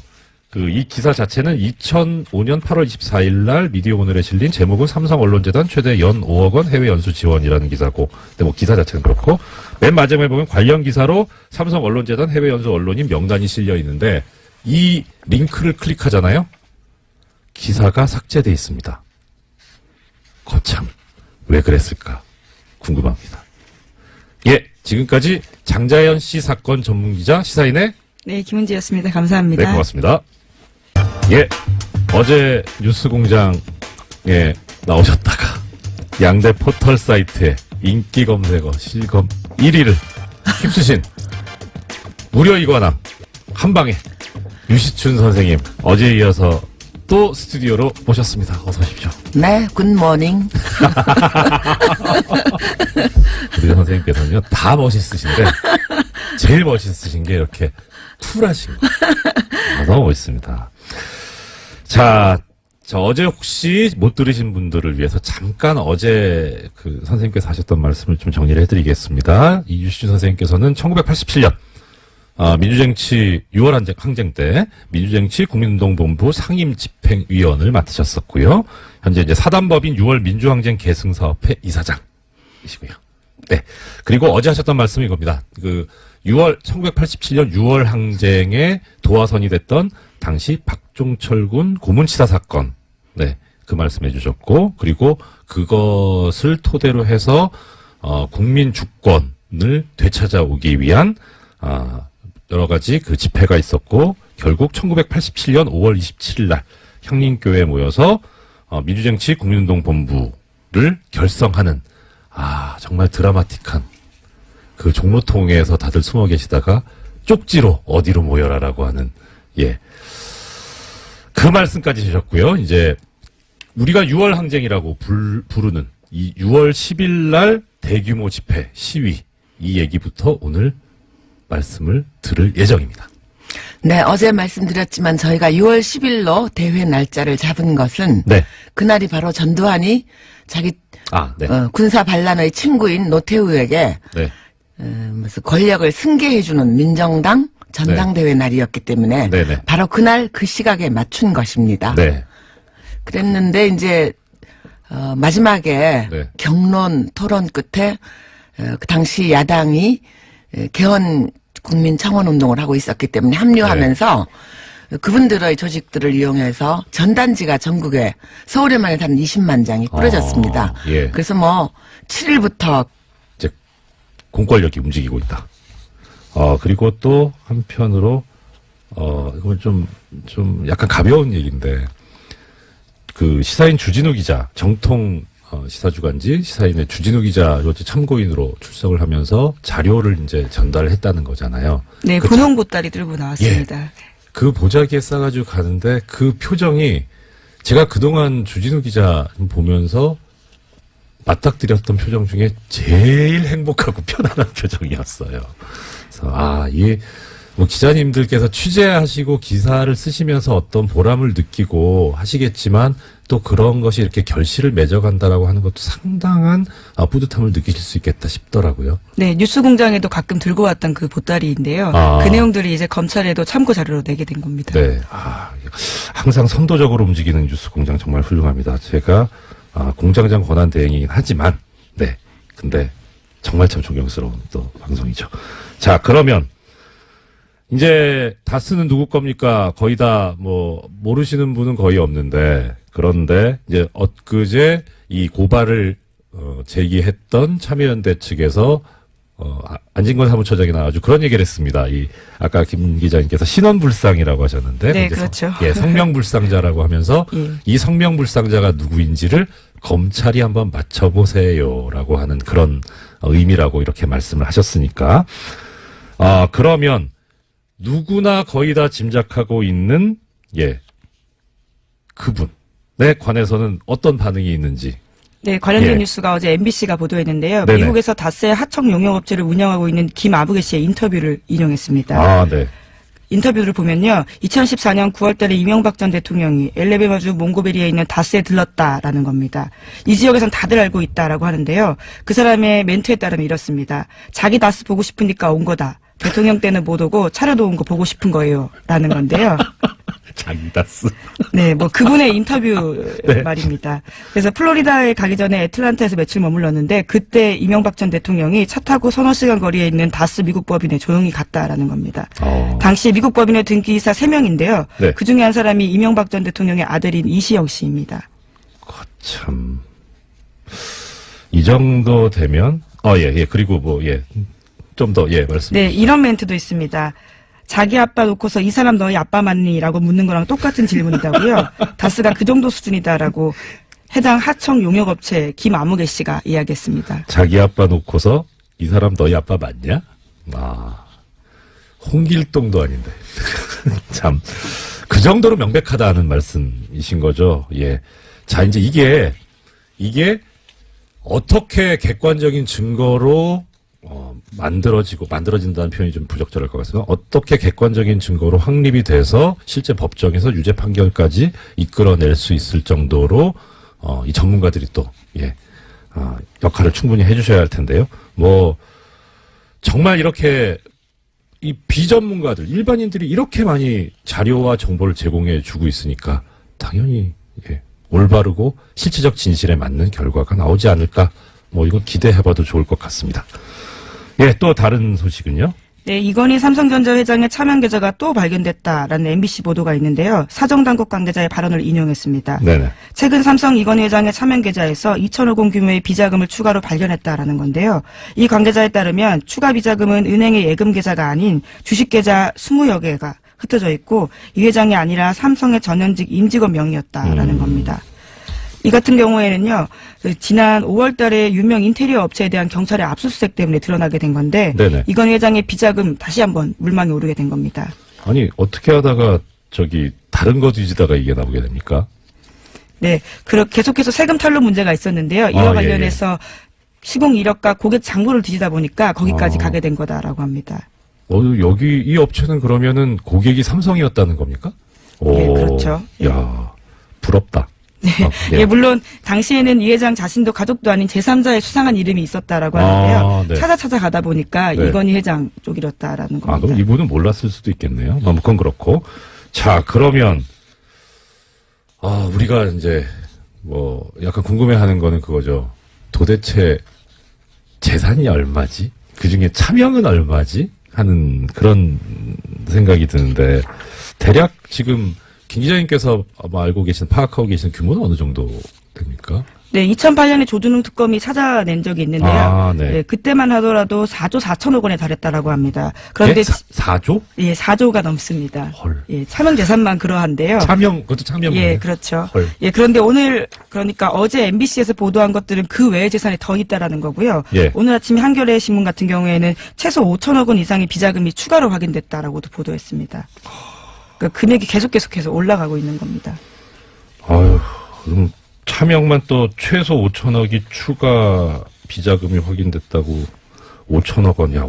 5천원만 있으면 순댓국을 먹을 수 있는데 5천억이면 감이 안 오는. 예, 너무 많은 돈이어서 사실 감이 오지 않는데요. 예. 근데 한겨레 신문에서 또 눈에 띄는 내용이 있습니다. 경찰이 계속해서 수사를 하고 있는데 최근에 법원에서 삼성 임직원 개개인의 계좌 추적을 위해서 추가 압수수색 영장 발부해달라고 했는데 이것을 기각했다라고 합니다. 이거를 지금 말씀하시면 안 되고 공장장님 계실 때 말씀하셔야 제가 한 번이라도 더 영장 해설을 해주시는데요. 예. 참 갑갑하죠. 네, 그리고요. 네, 그래서요. 이것은 이제까지 2008년 말씀드렸던 것처럼 조준웅 특검 때 찾았던 돈과 다른 것들이어서요. 계속해서 비자금 규모가 얼마나 늘어날지는 아직까지도 가늠이 안 되는 상황입니다. 예. 총수란다. 네, 공장장이죠. 공장장. 직업이 여러 개입니다. 예, 공장장께서 제작했던 저수지 게임 있지 않습니까? 애청자 여러분들께서도 많이 들어오고 아시겠지만, 이 저수지 게임이 이제 이명박 전 대통령의 어떤 재산 형성과 관련된 그런 건데, 이 저수지가 또 삼성의 저수지는 또 따로 있을 테니까. 근데 정말 저수지라는 말이 어울리지 않나. 차명만 4조면 실제 전 재산은 얼마일까요? 그리고 마음속으로는 그것이 우리 국민들이 저도 사실 지금 보이는 라디오로 영상을 보이는 라디오 아니죠? 저 영상이 따로 올라가는데 보시면 제 뭐 노트북이라든가 뭐 폰이라든가 다 그 계열 제품이거든요. 이렇게 사랑하는 애정하는 그런 기업인데 이게 적법하게 정당하게 재산이 형성되었을 거라고 믿습니다. 정말 그러길 바랍니다. 예, 또 다음 소식은요? 네, 이정열 대행의 역할이 또 필요한 뉴스인데요. 아이고, 네. 네, 구속된 우병우 전 민정수석이 법원에 구속적부심사를 청구했다라고 합니다. 저런. 구속적부심은 구속이 합당한지 법원에 다시 한번 판단을 맡기는 절차인데 뉴스공장에서도 몇 번씩 전해드린 바가 있습니다. 네, 그렇습니다. 우 전 수석의 검찰의 세 번째 구속영장 청구 끝에 구속된 지 열흘 만에 이런 행위들을 한 건데요. 우 전 수석은 지난해 7월 달에 추명호 전 국정원 국익정보국장에게 자신의 비리 의혹을 감찰 중이던 이석수 전 특별감찰관 등에 대해서 불법 사찰하고 지시한 그 결과로 비선 보고받은 혐의로 구속된 바가 있습니다. 네. 자, 이게 그런데 지금 세간의 관심을 끌고 있는 것은 담당 재판부가 뭐 뉴스공장에서도 몇 번 말씀드렸습니다만 담당 재판부가 서울중앙지방법원의 경우에 구속적부심 그 사건은 형사수석부에서 전담을 하고 있기 때문에 근데 거기서 하도 엉뚱한 결정이 자꾸 나오니까 이 우병우 또 풀리는 거 아니냐. 근데 보도에 의하면 이 담당 재판부가 바뀌었다라는 거죠. 네, 신강렬 부장판사가 우 전 수석과 대학 사법연수원 동기여서 사건 재배당을 요청했다라고 합니다. 이렇게 기사가 나오는데 이 기사는 반은 맞고 반은 틀립니다. 왜냐하면 이렇게 기사가 나오면 어떤 느낌이 드냐면 사건의 공정함을 위해서 피해갔구나라고 생각이 들잖아요. 그러니까 이 신광렬 부장판사를 옹호하는 듯한 근데 그게 아니고요. 법관의 사건 분담과 재판대 사건 재배당에 관한 예규에 보면 대리인이나 변호인 같은 사건 관계인이 사법연수원 동기인 경우에는 사건을 하지 말고 재배당 요청, 다른 재판부로 옮기라고 그렇게 규정이 있습니다. 원래 있는 규정이다라는 말씀이시죠? 네, 원래 그렇습니다. 네. 예. 그런데 이제 하물며 지금 여기서 지금 대리인이나 변호인이 아니라 바로 당사자잖아요. 재판 당사자. 그러니까 대학 이거는 관계가 없고요. 사법연수원 동기인 게 그 요건에 해당이 됩니다. 그래서 넘어간 건데 자, 이제 또 재밌는 것은 그럼 이렇게 해서 재배당을 하는 경우에 보통은 어디를 가냐면 대리재판부라는 곳이 다 법원마다 재판부마다 지정이 돼 있습니다. 언제냐면 휴가를 가거나 갑자기 이렇게 일이 터졌다거나 할 때 그때 그 담당 재판부에 결혼이 생겼다 그래서 재판을 안 할 수는 없잖아요. 그러니까 이 경우에는 그러면 대리하는 재판부를 다 지정을 미리 해놓습니다. 그래서 그 대리재판부에서 하는데 그러니까 이게 재배당을 해서 넘어가게 되면 그 대리재판부에서 해야 돼요. 대리재판부가 형사수석부 같은 경우에는 형사 1부입니다. 네, 휴가를 갔다라는 보도가 있던데요. 부장이 휴가를 갔어요. 어떻게 그렇게 성견지명이 있는지. 그래서 지금 이게 형사 2부로 갔습니다. 그래서 어제 보니까 이 형사 2부 재판장, 이우철 부장판사가 실시간 검색어에 올라가더라고요. 저는 처음에 모르고 실검만 보고 있는데 이 이우철 부장판사님 잘 압니다. 그래서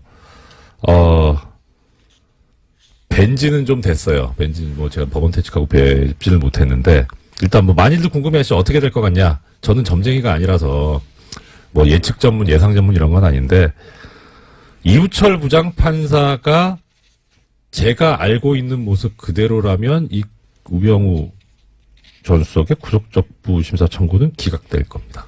이분은 스타일이 정말 법대로 합니다.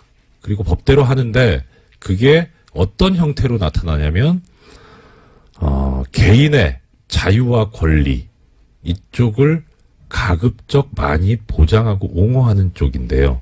싫어하는 게 뭐냐면 권력을 사적으로 쓰는 겁니다. 지금 우병우 전 수석 같은 경우에는 그런 얘기 나오잖아요. 민정수석으로서의 권한을 사적으로 이용해서 자신을 사찰하는 사람을 역사찰하는 거잖아요. 그렇기 때문에 상당히 근데 문제는 뵌지 좀 돼서 그 이후에 혹시 생각이 바뀌었을까 하는 걱정이 있습니다. 아무튼 사실 이게 사법 신뢰도를 저하하는 발언이어가지고 좀 조심스럽긴 한데요. 뭐 현실이긴 하니까 어쩔 수 없다고 말씀을 드리는데 대진운이라는 게 있어요. 재판도요. 그러니까 이게 뭐 이게 가급적 이거 고귀한 품격 있는 방송에서 이런 용어 쓰면 안 되는데 재판부 운빨. 예. 제가 본 중에 재판부 운빨이 제일 좋았던 분이 김용판 전 서울지방경찰청장입니다. 그쪽 계열만 잘 타고 갔어요. 네, 2012년에 대선 개입 혐의로 예. 재판을 받은 바가 있죠. 올무죄 나왔죠. 예. 예. 근데 정말 어떻게 이런 그 전단지가 도로에 하얗게 나뒹구는 네네. 그런 상황이었고요.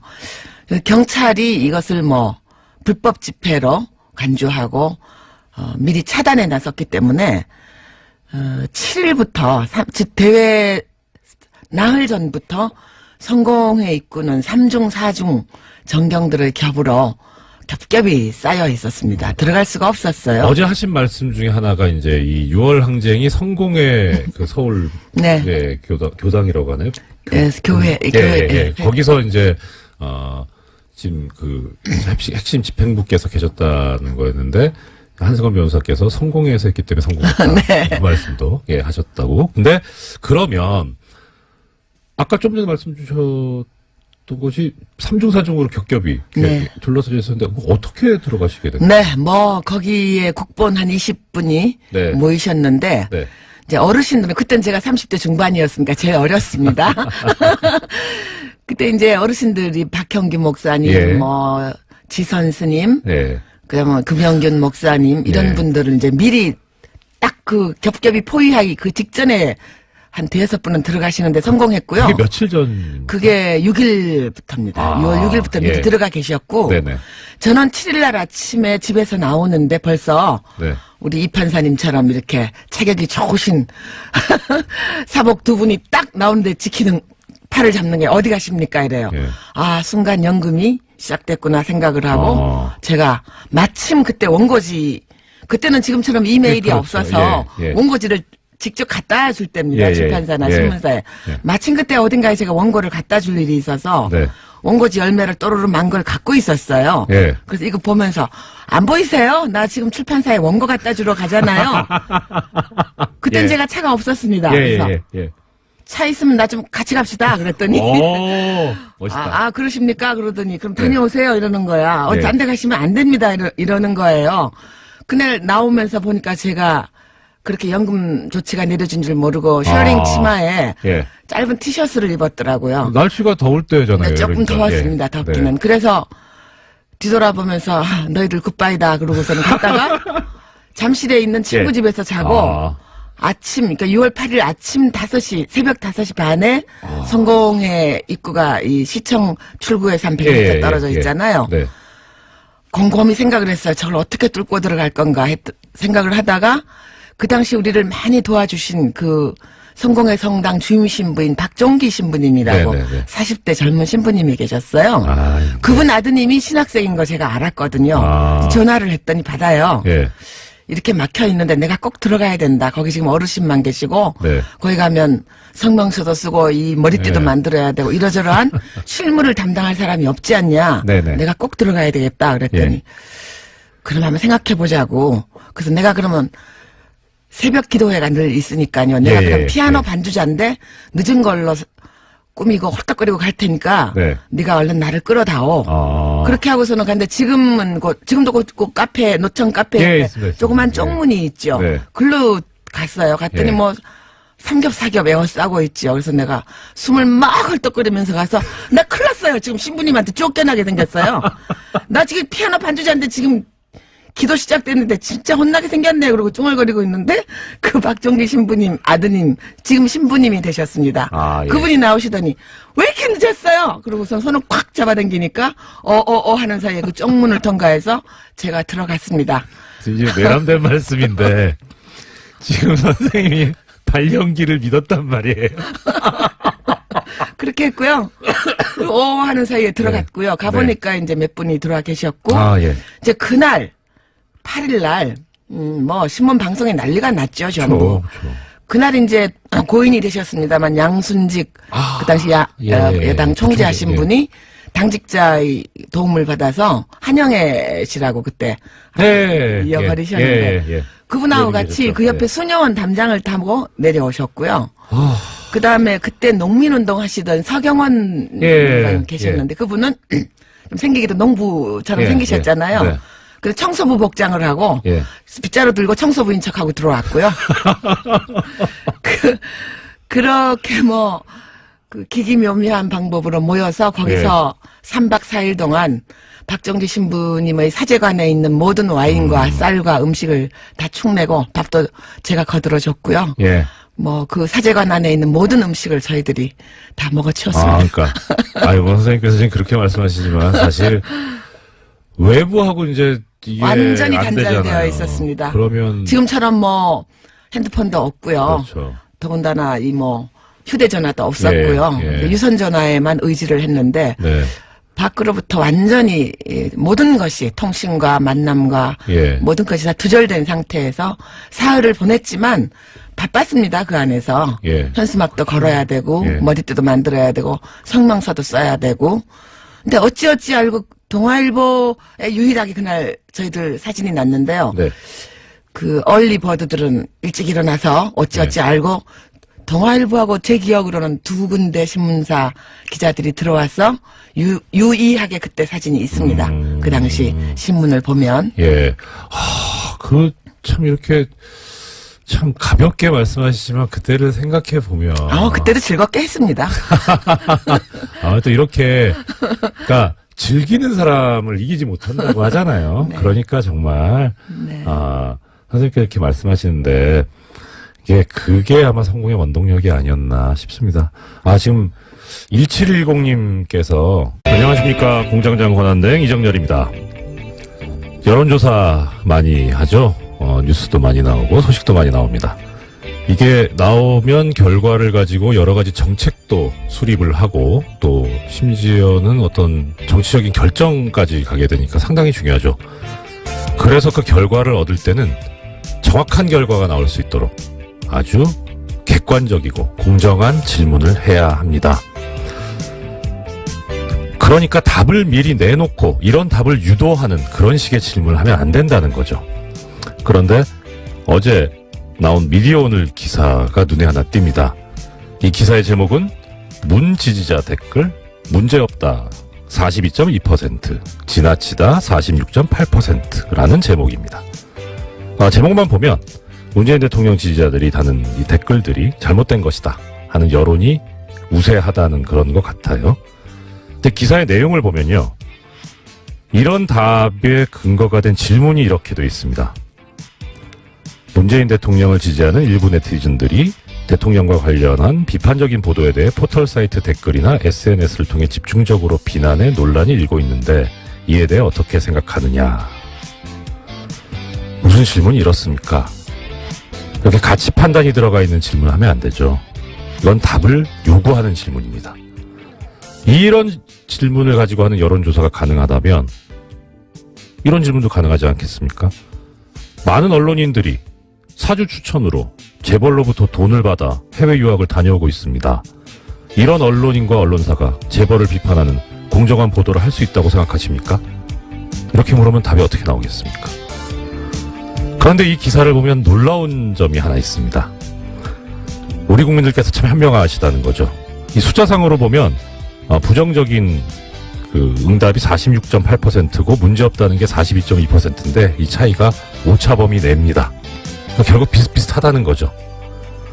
그런데 또 이 기사에서 보면 언론 적폐 청산이 필요하냐라는 질문을 했는데 필요하다는 응답이 무려 80.4%입니다. 답을 내놓고 하는 질문에도 현명하신 우리 국민들 안 속고 제대로 답을 하고 계시는 거죠. 존경하지 않을래 않을 수 없는 우리 대한민국 국민들이십니다.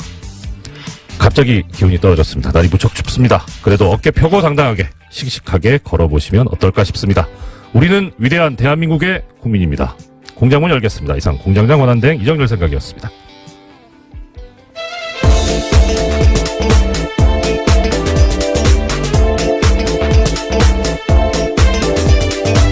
시사인의 김은지입니다.